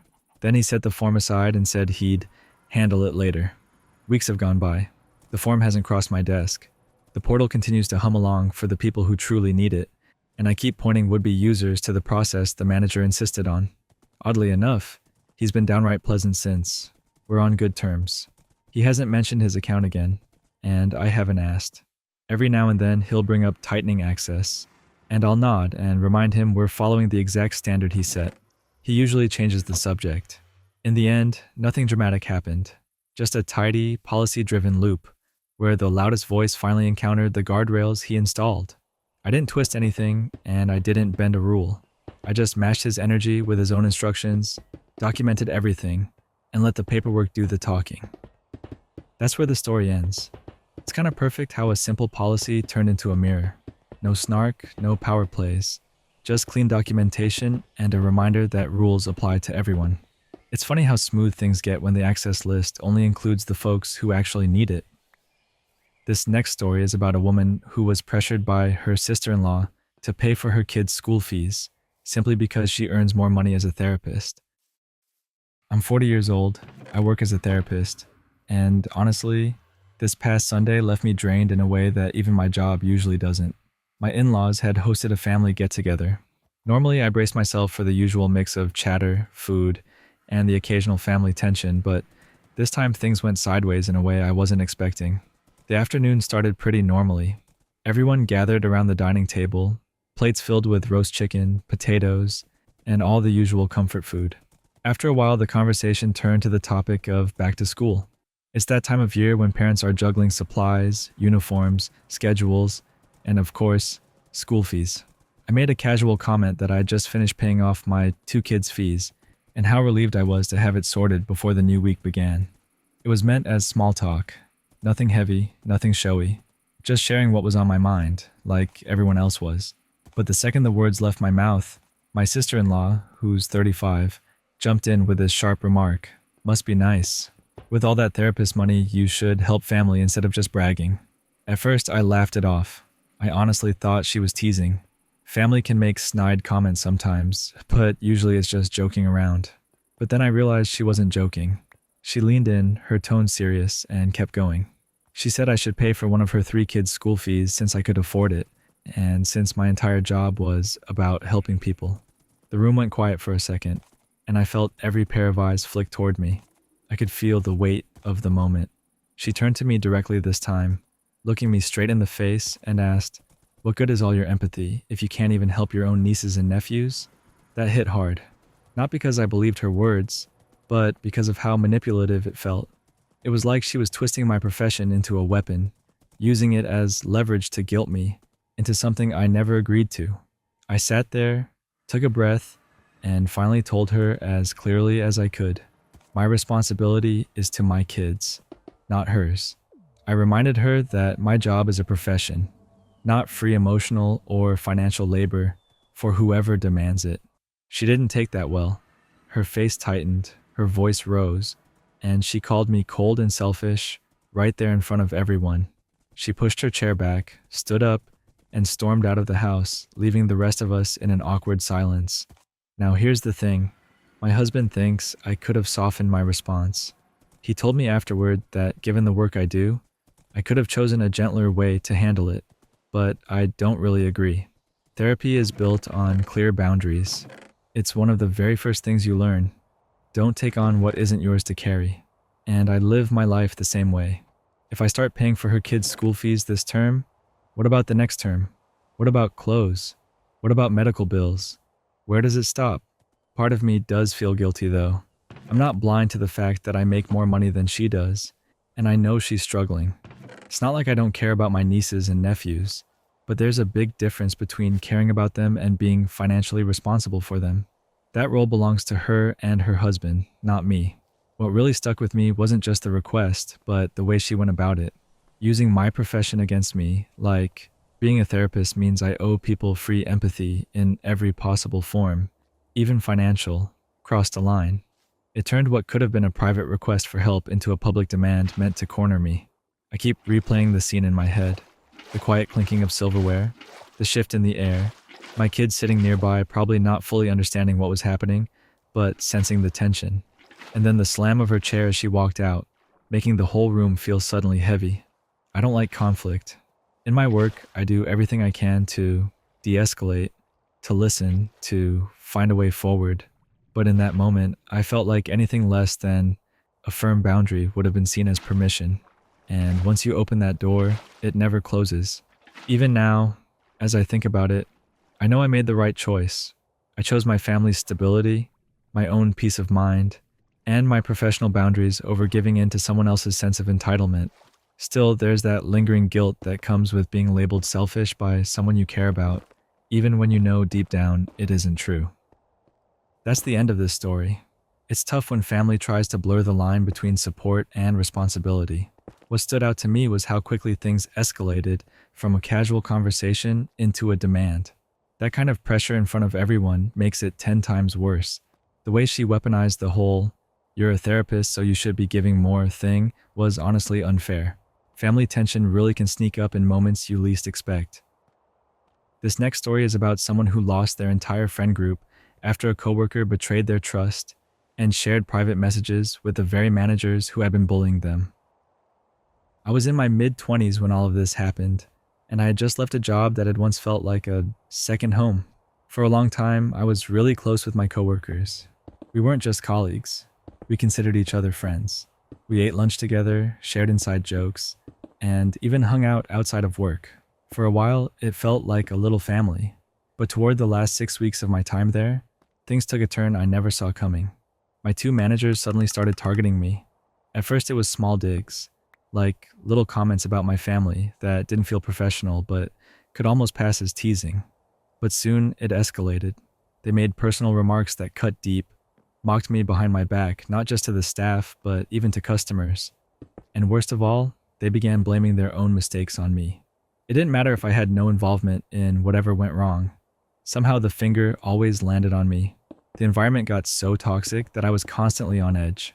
I cried at work more than once, something I'd never done in any job before. I started waking up with this knot of anxiety in my stomach, knowing I had to face another day of the same treatment. It felt like they were chipping away at my confidence day after day, until I could barely function. In the middle of all this, someone I thought was a friend re-entered the picture. Her name was Della. She had worked with us before, and the managers decided to hire her to take over my role after I left. When she first told us the news, she admitted she was nervous about taking the position at the location I mostly worked at. Everyone, staff and managers included, had always half joked that it was the worst location to work. It had that reputation, and we all knew it. After that conversation, though, something shifted. The managers suddenly ramped up their bullying toward me.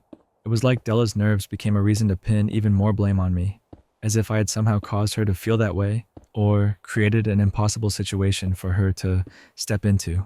That was the atmosphere I was stuck in for my final stretch. Despite the way I was being treated, I still tried to help. Before I left, I put together a detailed guide for Della to make the transition smoother for her. I didn't sugarcoat things in the guide.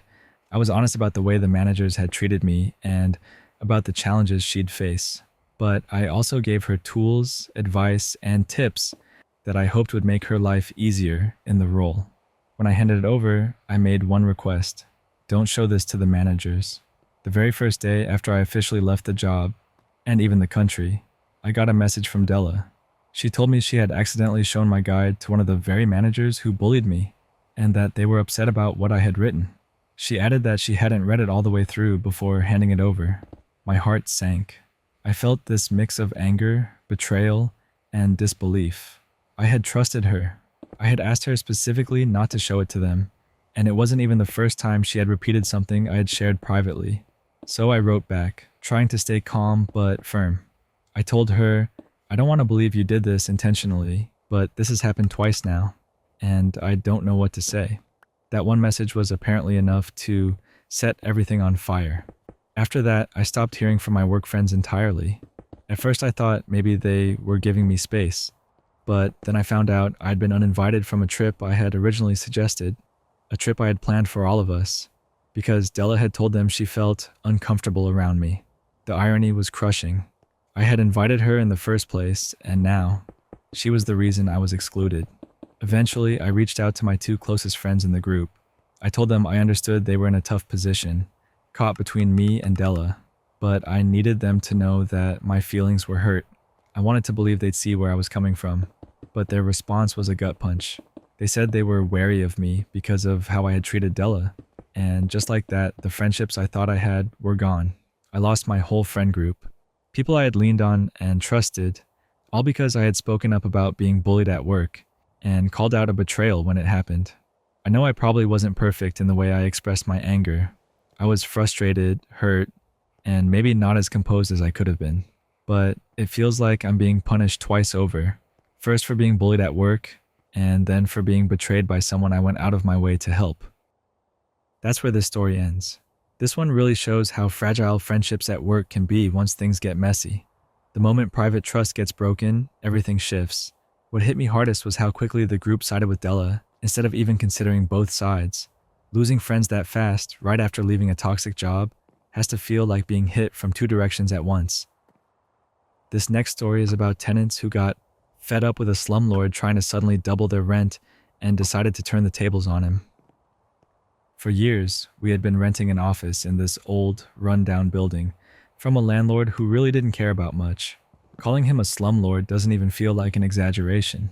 The place was decrepit, cracks in the walls, ceilings that probably hadn't been touched since the 70s, and neighbors who were noisy and smelled up the hallways.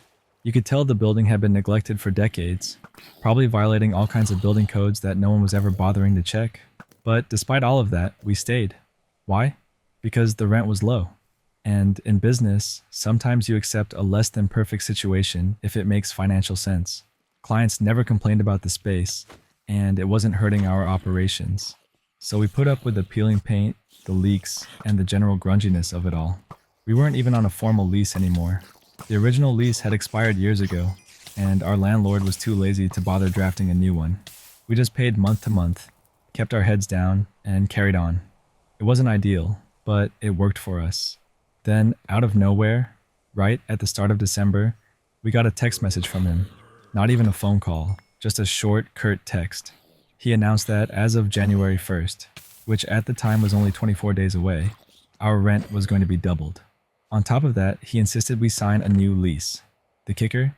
He also said that if we decided not to sign the lease and wanted to leave instead, we'd have to give him 30 days notice. That meant he wasn't even giving us the same courtesy. He was raising our rent with less than a month's warning, but demanding we give him a full month if we wanted to leave. We read that message and just looked at each other. It was laughable. This was a building that was literally crumbling, and he thought he could demand double the money and treat us like we owed him loyalty. So we made a decision right then and there. We were leaving, and we weren't giving him a single day of notice. He had broken the trust, and honestly, he didn't deserve the courtesy. From that moment, everything moved quickly. We hit the ground running, searching for a new office space. To our surprise, it didn't take long. Just around the corner, we found a beautiful, well-maintained office in a building that actually had pride of ownership. Clean hallways, working lights, no weird smells, and a landlord who seemed to care about the tenants. The rent was fair, and it felt like such an upgrade compared to the dump we had been putting up with. We packed up our things over the next few weeks, and moving felt almost therapeutic. Every box we carried out felt like leaving behind years of frustration. We even scooped up a few decorative items that had been left behind by the previous tenant of our space. The slumlord had never noticed them, never cared, and certainly never kept track of anything. He was far too lazy to have an inventory of what belonged to the office anyway. We didn't trash the place when we left. We weren't that petty, but we didn't go out of our way to clean either. We left it in the kind of state that matched how he had treated us. Neglected, but functional enough. And without a lease in place, there was no way for him to penalize us for anything. No security deposit, no contracts, nothing. Finally, January 1st rolled around. The very day he expected us to sign that new lease and start paying double the rent. Instead, we sent him a text. Short and simple, just like the one he had sent us. We told him we had vacated the office. That was it. And here's the funny part. He never even asked us for the keys back. He was so disengaged, so uninterested in what was actually happening in his own building, that it was like he didn't care at all. We just walked away, keys still in our pockets, and moved on with our new space. It was the perfect ending to years of frustration. After everything we had tolerated, we finally got the last word, not through anger or confrontation, but simply by walking away and leaving him with an empty, crumbling office that no one else would probably want.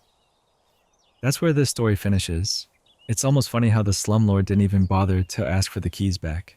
That kind of laziness explains why the building was falling apart in the first place. The best part is how fast everything turned once they decided to leave.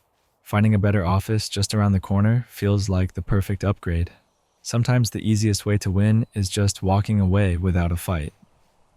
This next story is about a traveler who turned a barista's mistake into a quiet, feel-good moment for a stranger waiting on the platform. I was on one of those travel days that feels stitched together by transfers and platform announcements. I'd been bouncing between trains since the afternoon, and by the time evening rolled around, my legs were tired and my brain felt like it had been gently shaken for hours.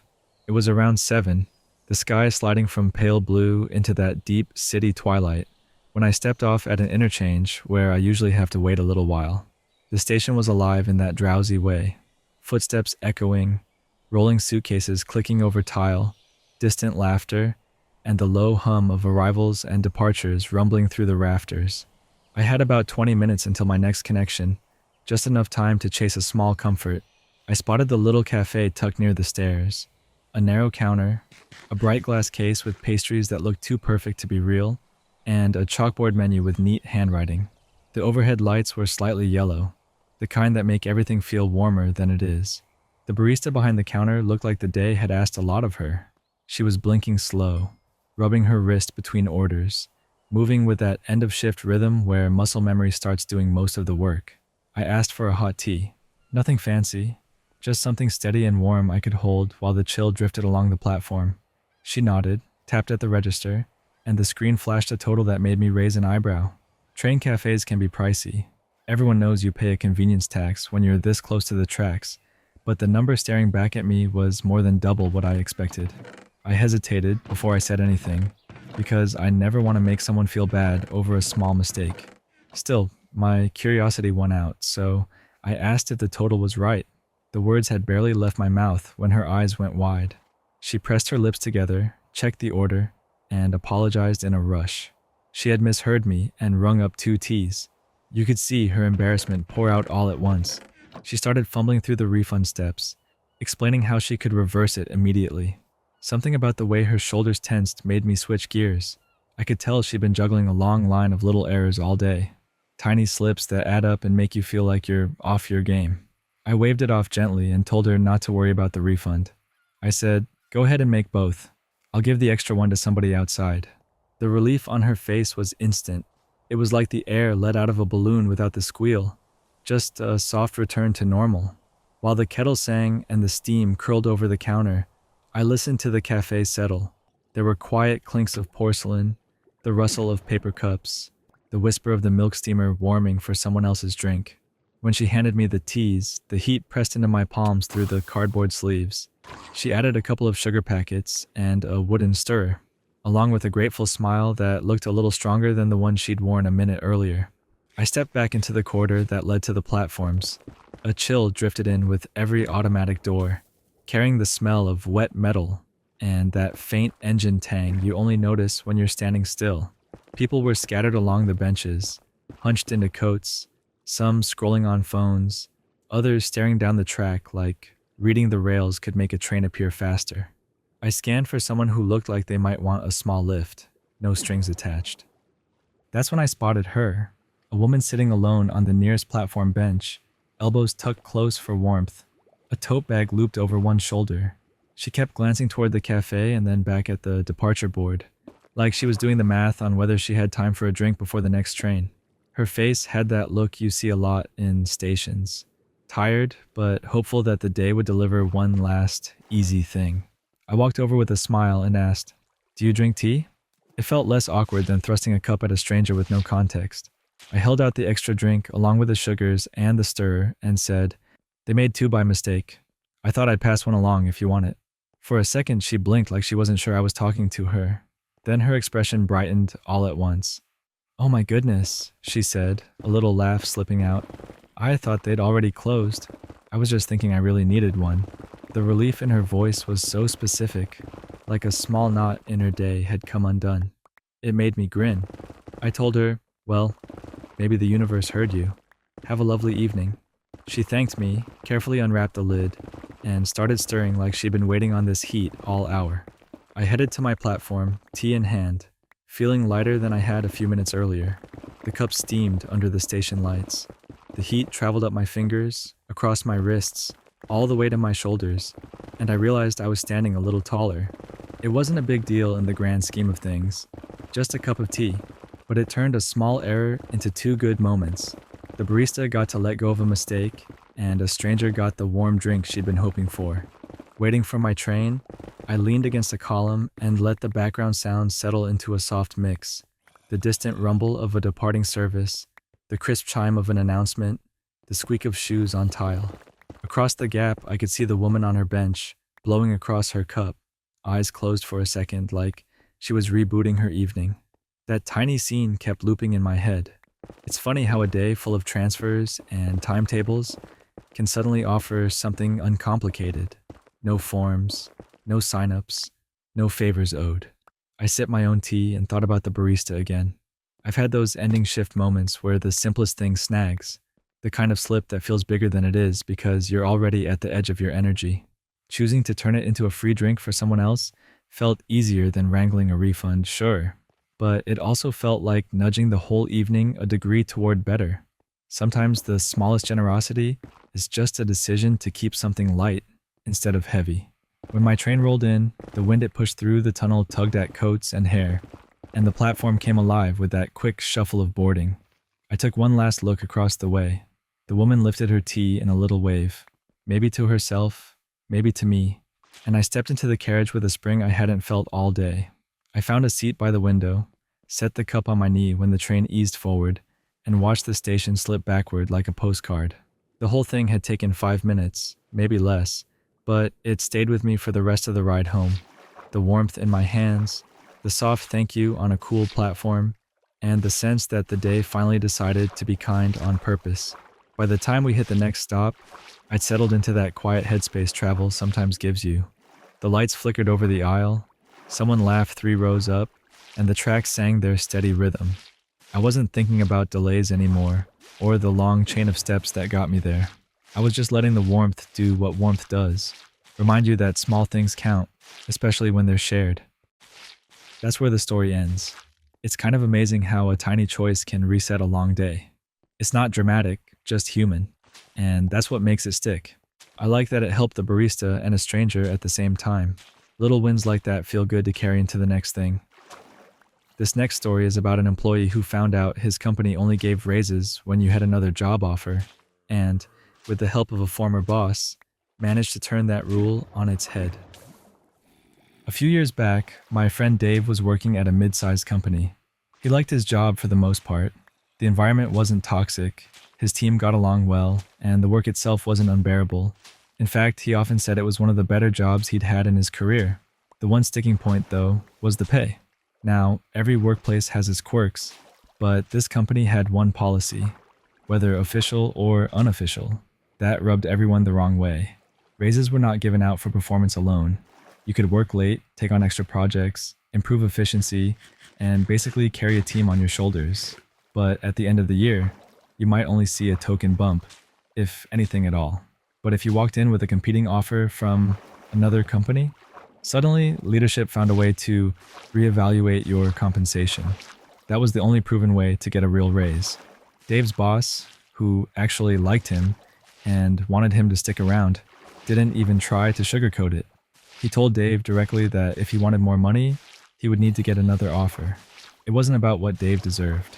It was about leveraging pressure from outside the company. The problem was, Dave wasn't the kind of guy who wanted to job hunt just for leverage. He wasn't itching to leave. He wasn't tired of the job. He just wanted to be paid fairly for the work he was already doing. To him, spending weeks interviewing, pretending to be interested, and going through long hiring processes just to turn offers down seemed like a huge waste of everyone's time. That's when he thought of Bruce. Bruce had been Dave's original supervisor, the one who had hired him years before. Bruce had since moved on to a new company, but the two had stayed in touch. Dave explained the situation to him, venting about how his current company wouldn't even consider paying him more unless he had an offer letter in hand. Bruce, being the kind of person who loved finding a workaround, immediately had an idea. He said, "How much do you think you should be making right now?" Dave was currently at $85,000 a year, but when he thought about his responsibilities, his skill set, and his experience, he knew it should be higher. Based on the market, $110,000 would have been fair. That's the number he gave Bruce. Bruce just laughed and said, "Don't worry about it, I'll handle it." A few days later, Dave got an email from Bruce. Attached was an official-looking offer letter. It had a company header, it was formatted correctly, and it looked completely legitimate. Dave didn't pore over the details at first. He trusted Bruce. He skimmed the important parts, then prepared to use it as leverage.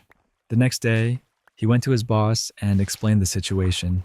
He said he had received an offer and wanted to know if his current company was willing to counter before he made any decisions. Then, to back it up, he forwarded the letter. When his boss got back to him, Dave almost couldn't believe it. They weren't just willing to match the number. They came back with $130,000. That was a $45,000 jump from what he had been making. Shocked, Dave went back and actually read the letter more carefully. That's when he realized what Bruce had done. Instead of writing the offer at $110 like Dave had suggested, Bruce had put $125,000. It turned out that Bruce had a little insider knowledge. Since he used to work at the same company, he knew the budget for Dave's department.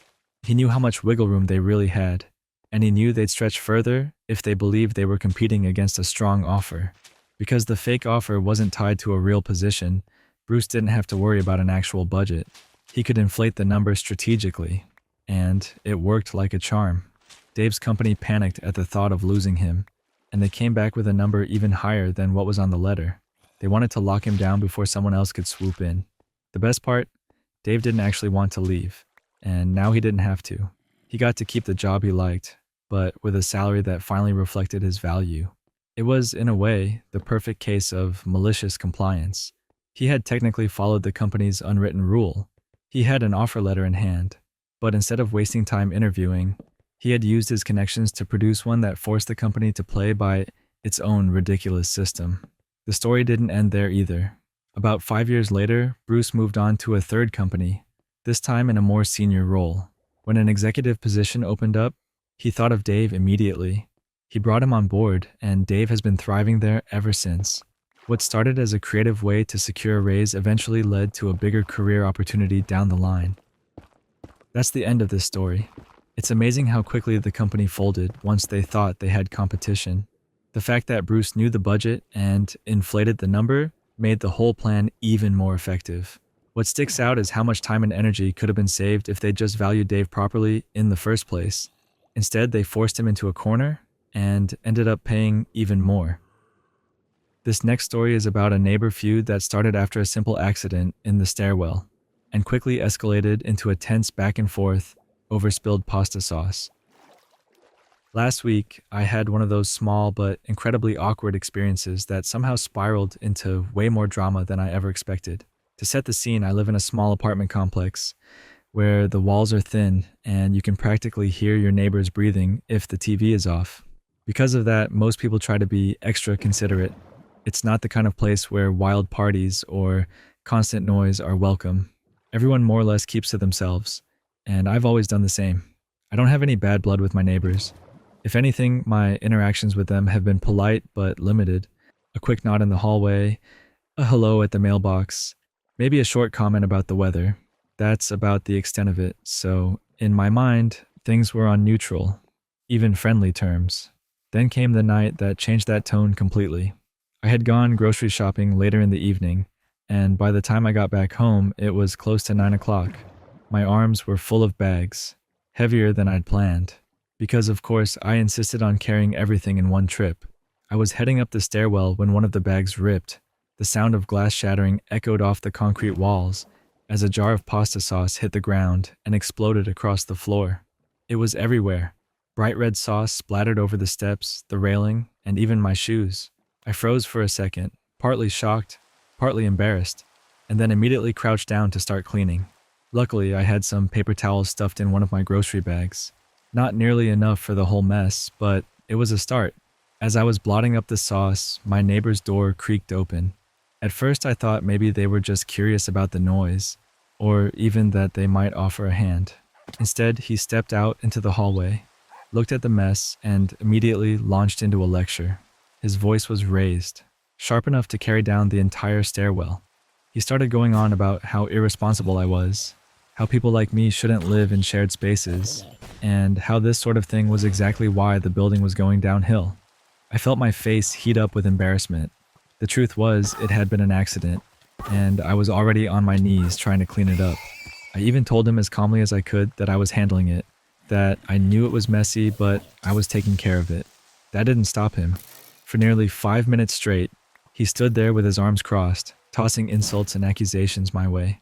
He said I probably spilled things all the time, that I was careless, that you shouldn't have to live next to someone like me. It wasn't just about the pasta sauce anymore. It felt like he was tearing apart my character over one accident. I tried ignoring him at first, focusing on scooping up the glass and sauce. But the longer he went on, the harder it was to keep my cool. I wasn't making excuses. I wasn't asking him for help. I was just trying to clean and get out of the way. Eventually, I'd had enough. I finished wiping the last bit, stood up, and told him he was being rude. Then I walked inside and slammed my door shut. Since that night, things have been tense. Every time I pass him in the hallway, he gives me this look.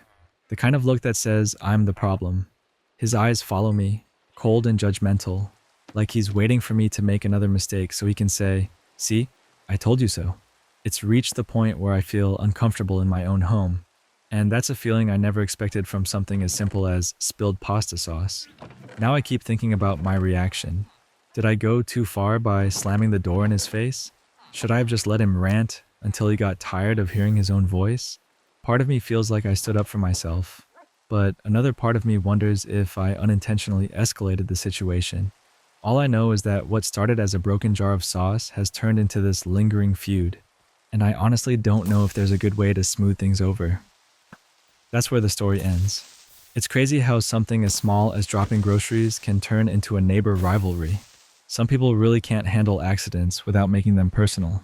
I get why the storyteller snapped, because getting yelled at while already cleaning is just too much. The whole thing leaves this uneasy vibe where home doesn't even feel comfortable anymore. This next story is about a father caught between his late wife's offhand request and his daughter's feelings as he tries to move forward with dating after years of being on his own. 6 years ago, I lost my wife. It was sudden, shocking, and devastating. She had been hospitalized with severe pneumonia, but all the signs had pointed to recovery. She'd been on oxygen for a couple of days, but we were optimistic. The day before she passed, she seemed to be doing better, even cracking jokes with us. At one point, she looked at me and said, "If I die, you're not allowed to date." I laughed when she said it. Honestly, I thought she was joking, and at the time, I think she did too. Neither of us expected things to go downhill so quickly.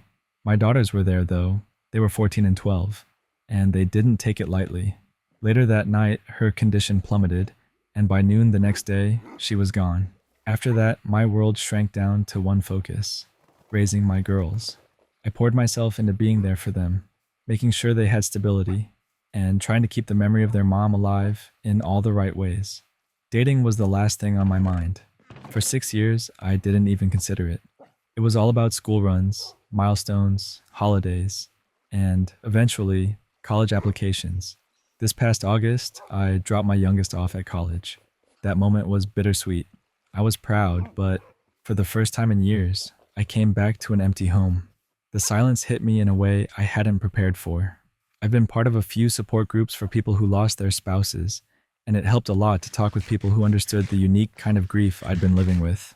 Earlier this year, in one of those groups, I really connected with a woman.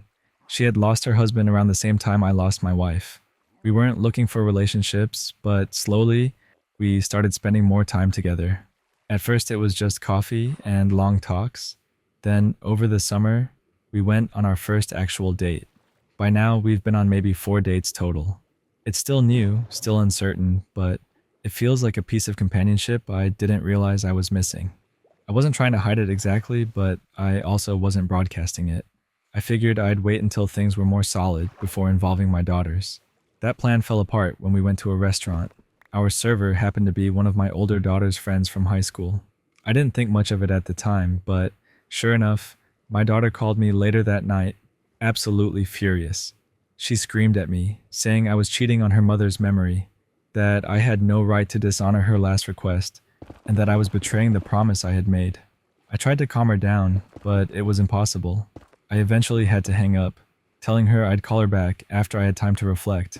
I sat there afterward, just stunned and guilty. On one hand, I knew my wife's comment had been made half in jest, but to my daughters, it had been a serious vow. They'd been so young when she said it, and they clung to it as something sacred. On the other hand, I'm 45 now. I've spent 6 years grieving, raising them, and doing my best alone. I still miss my wife every day, but I also don't want to be lonely for the rest of my life. To complicate things further, my wife's sister reached out after hearing about the blow-up. She told me that her sister's request had been unreasonable and unfair, and that the family wasn't judging me for moving on. She even said she'd talk to my daughter about it. My younger daughter, who's several hours away at school, told her sister she thought it wasn't a big deal and that I had the right to be happy. The next morning, I drove an hour to meet my older daughter for breakfast near her campus. We walked around, talked, laughed, and cried. We talked about her mom, about the memories we all still hold, and about how none of this was about replacing her. I told her straight up that anyone I date will have to get along with my girls. I also admitted that I hadn't gone into this looking for romance, and that things were still slow and uncertain. She listened. She told me she was still upset, but she also admitted it was unreasonable to expect me to spend the rest of my life alone. She apologized for how harsh she'd been on the phone. I suggested therapy together, which she said might work during winter break, when her schedule opens up. For now, we left things on more understanding terms. I don't know what will come of this new relationship, and I'm not rushing into anything. But for the first time in years, I feel like I've given myself permission to imagine a future that includes companionship again.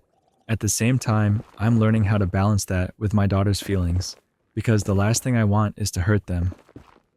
That's where this story finishes. It's tough seeing how grief lingers in different ways for a family. The dad just wanted some companionship after years of being on his own, but for the daughters, that one offhand comment from their mom carried so much weight. It makes sense that emotions boiled over when the truth came out. I think it's good he slowed down, met his daughter in person, and actually talked it out.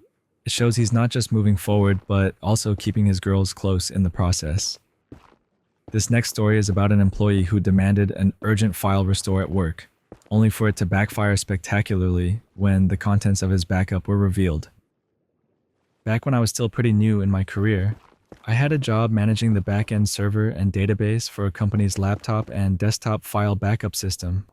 It was a large company, and the system covered a lot of important people: sales staff, managers, executives, basically anyone with a company-issued laptop. Everything was supposed to be backed up on a regular schedule so that if anything ever got lost, we could restore it quickly. Now, the system worked well enough most of the time, but the database itself was fragile. It crashed a lot, and when that happened, it meant the automated restore process was offline. Sometimes it was down just for a few hours. Other times, it dragged on for days, depending on how long it took to rebuild things. Because of that, management put a policy in place. If someone needed files restored manually while the system was down, it had to go through my manager first. In other words, no jumping the line unless there was a real emergency. Most people understood that and just waited until the system was back up.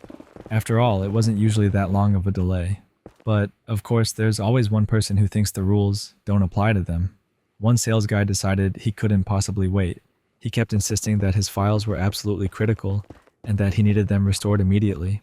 My manager told him very clearly that he'd have to wait just one more day until the database rebuild finished. That should have been the end of it. But instead, he went straight over her head and escalated to the CTO. To my surprise, he actually got his way. The CTO told us to go ahead with a manual restore for him. That meant extra work on our end.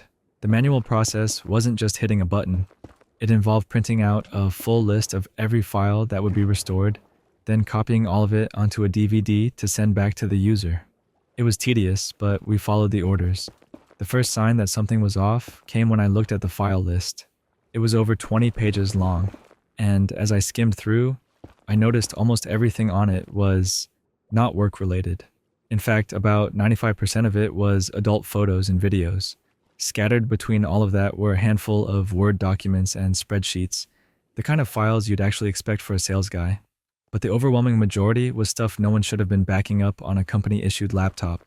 I burned the DVD as required and printed the report, then carried both over to my manager. She took one look at it, raised her eyebrows, and smiled in this way that told me she knew exactly what needed to happen next. Without missing a beat, she scheduled a meeting with the CTO. I wasn't in the room for that meeting, but I definitely heard about it afterward. The sales guy had to sit down with the CTO, the vice president of sales, and HR. Imagine trying to explain why your official company backup was filled with explicit videos and photos. Word was he denied everything, swore up and down that the files weren't his, tried to pin it on anything and anyone else. But the list didn't lie. After that, he wasn't around much longer. I never found out the exact details, but it was clear he was out of the company. What really stuck with me was the thought of how he must have explained it at home. If he denied it at work, I can only imagine what story he tried to spin for his wife. That story stops there. That has to be one of the worst ways to get caught breaking company rules. He pushed so hard to prove his files were urgent, and it turned out they were the exact opposite of professional. The fact that HR, the VP, and the CTO all saw that list makes it even worse. Honestly, the manager scheduling that meeting was the perfect quiet move. No yelling, just letting the evidence speak for itself. This next story is about someone whose constant migraines made their friends believe they had a secret drinking problem, and things came to a head during a night out. I've dealt with migraines for years, usually just a couple of times a month. They weren't fun, but I had learned how to manage them. Then, about a year ago, I made the mistake of overusing ibuprofen to try and keep them under control. What I didn't realize at the time was that this could lead to something called rebound migraines, and that's exactly what happened to me. Instead of a migraine here and there, I suddenly found myself dealing with them 5 or 6 days out of the week, and it went on like that for nearly 9 months straight. To give you an idea of what migraines can actually look like, they're not just a bad headache. They come with all sorts of symptoms that can make you look completely out of it.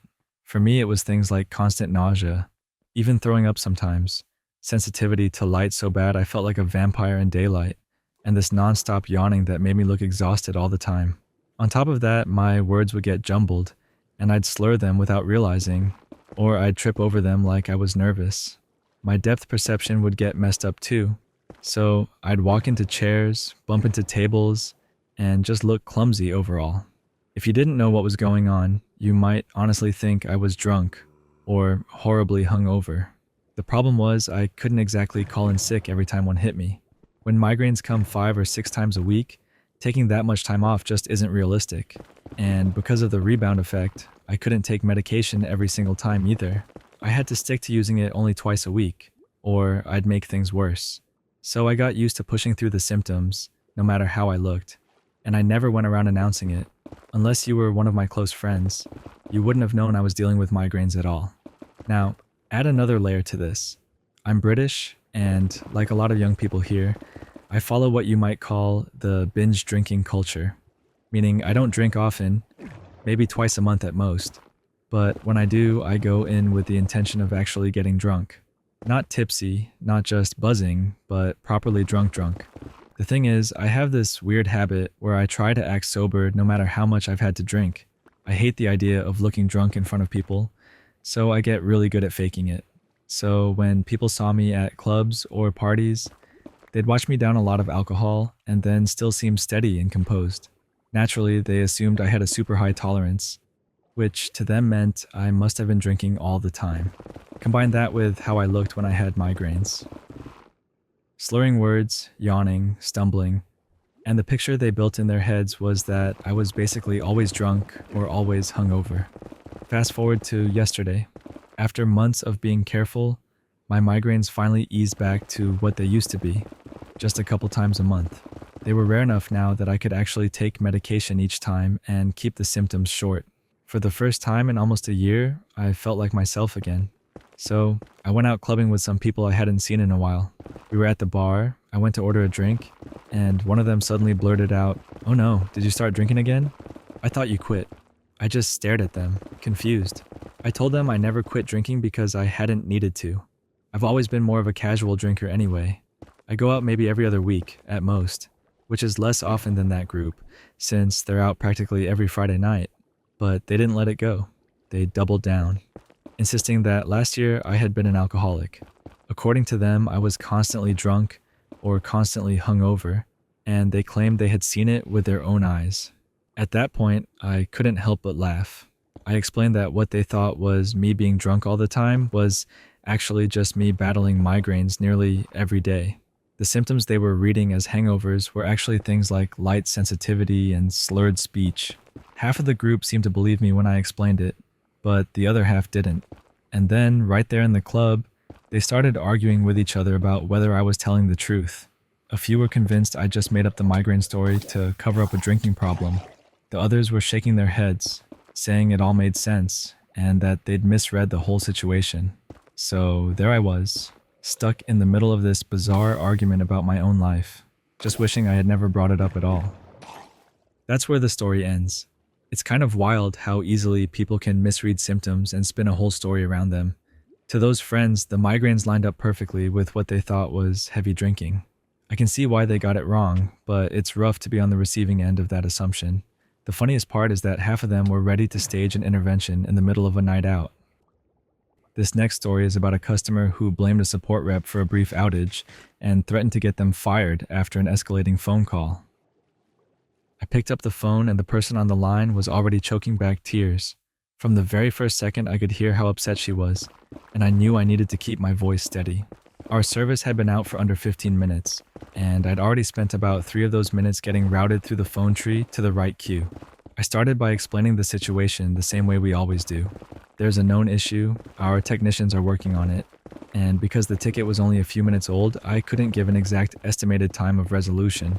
I told her we were monitoring it and would update customers as soon as we had an ETA.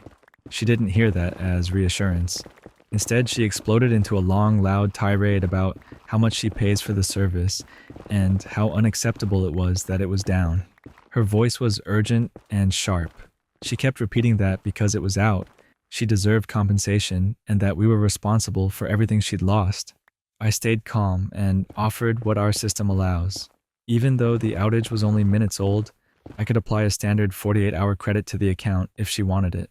That's a blunt, simple remedy. It's not going to erase the interruption, but it's what we can do immediately from my side. Rather than accepting that, she called the amount outrageous and launched into a litany about how much she paid and how inconvenient the outage was for her. She repeated the same words over and over, louder each time, until the phrases blurred together. I acknowledged the inconvenience, reiterated the credit, and said she'd receive a notification when service was restored, but none of that calmed her. She demanded my name, insisting she would call back and see to it that I was fired for how I handled the call. I offered to transfer her immediately to my supervisor, which is our escalation procedure for customers who want further review. She refused that option. Instead, she wanted my name and kept telling me how incompetent I was. For the next 11 minutes, she berated me. She told me I was awful at my job. She insisted I should say, "I'm sorry," after every sentence because she was the customer and that was the minimum she deserved. She interrupted me constantly and talked over everything I said. Throughout the exchange, I did what I was trained to do. I read the known issue message on my screen. I documented the outage. I offered the credit and confirmed the escalation path. I repeated the steps she could expect next. I stayed professional and kept my tone even. But she kept circling back to the same demand: my name and an apology on command. She threatened to contact my supervisor and to make sure I lost my job. She painted my professional actions as personal failures, as if my words alone had caused the outage. There's a surreal feeling in those moments. I could feel the headset pressing the skin around my ear, the office around me humming with other live calls and keyboard clicks. My screen showed the outage ticket with a status line that still said, "No ETA," and that little box was both the honest answer and the only thing I could point to. I tried to explain that the billing credit and escalation were legitimate remedies, but she didn't want help. She wanted a personal vendetta. Eventually, I had to use a line we're trained to use only when a caller refuses any reasonable next step. I told her that if she wasn't willing to accept the credit or speak with a supervisor, I would have to end the call. That's a last resort phrase for us because we're coached to keep customers engaged and resolve issues without terminating interactions. But we're also taught to protect ourselves and colleagues from sustained abuse, and this was tipping into personal threats. She kept insisting she would make sure I lost my job and that the call better be monitored. I warned once more that I would have to release the call if she continued to refuse escalation, and finally she said she was going to hang up, which for me was the signal to end it. After I put the phone down, there was an odd wash of emotion. I felt drained, but also a certain clarity. I had followed procedure, offered remedies, and tried to keep the tone calm. The customer had crossed a line into threats and refusal to engage constructively. I flagged the call for review and made sure all the details were recorded in the ticket notes. Those notes matter. They aren't just paperwork. They're how we protect agents if customers try to escalate with claims about how someone handled a call. Later, in our team meeting, we used the interaction as a training example. We discussed what went well: staying calm, offering a clear remedy, offering escalation, and what we could do faster, like quicker supervisor handoffs in similar future cases. We also talked about the emotional toll of threats and the importance of having formal steps for agent protection. The company's policies exist to keep service fair, but also to keep employees safe from harassment. It's one thing to be frustrated about an outage. It's another to threaten someone's livelihood over a short interruption. Documenting calls and having a clear escalation path makes a big difference when situations become personal.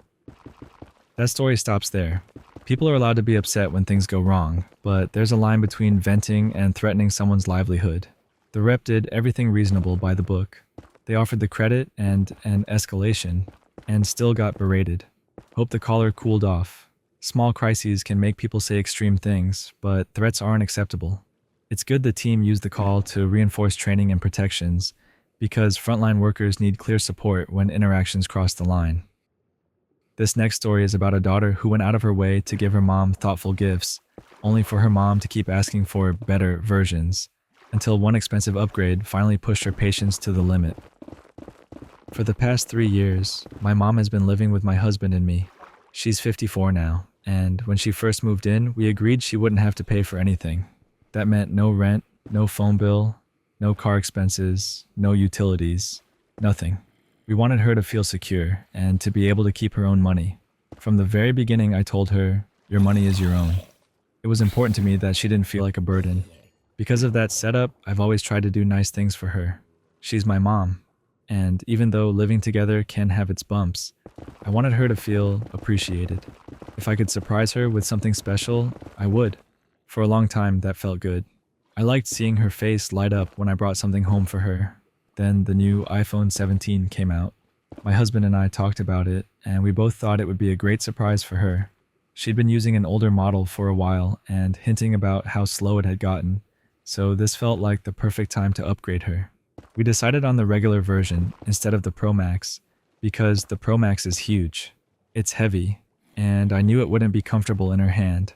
The regular version still had all the new features, and just to make sure storage would never be an issue, we got her the 1TB model. When we gave it to her, she was thrilled. She hugged us and kept saying how excited she was. For a moment, it felt like all the thought and planning had paid off. We didn't expect anything in return, just a little gratitude.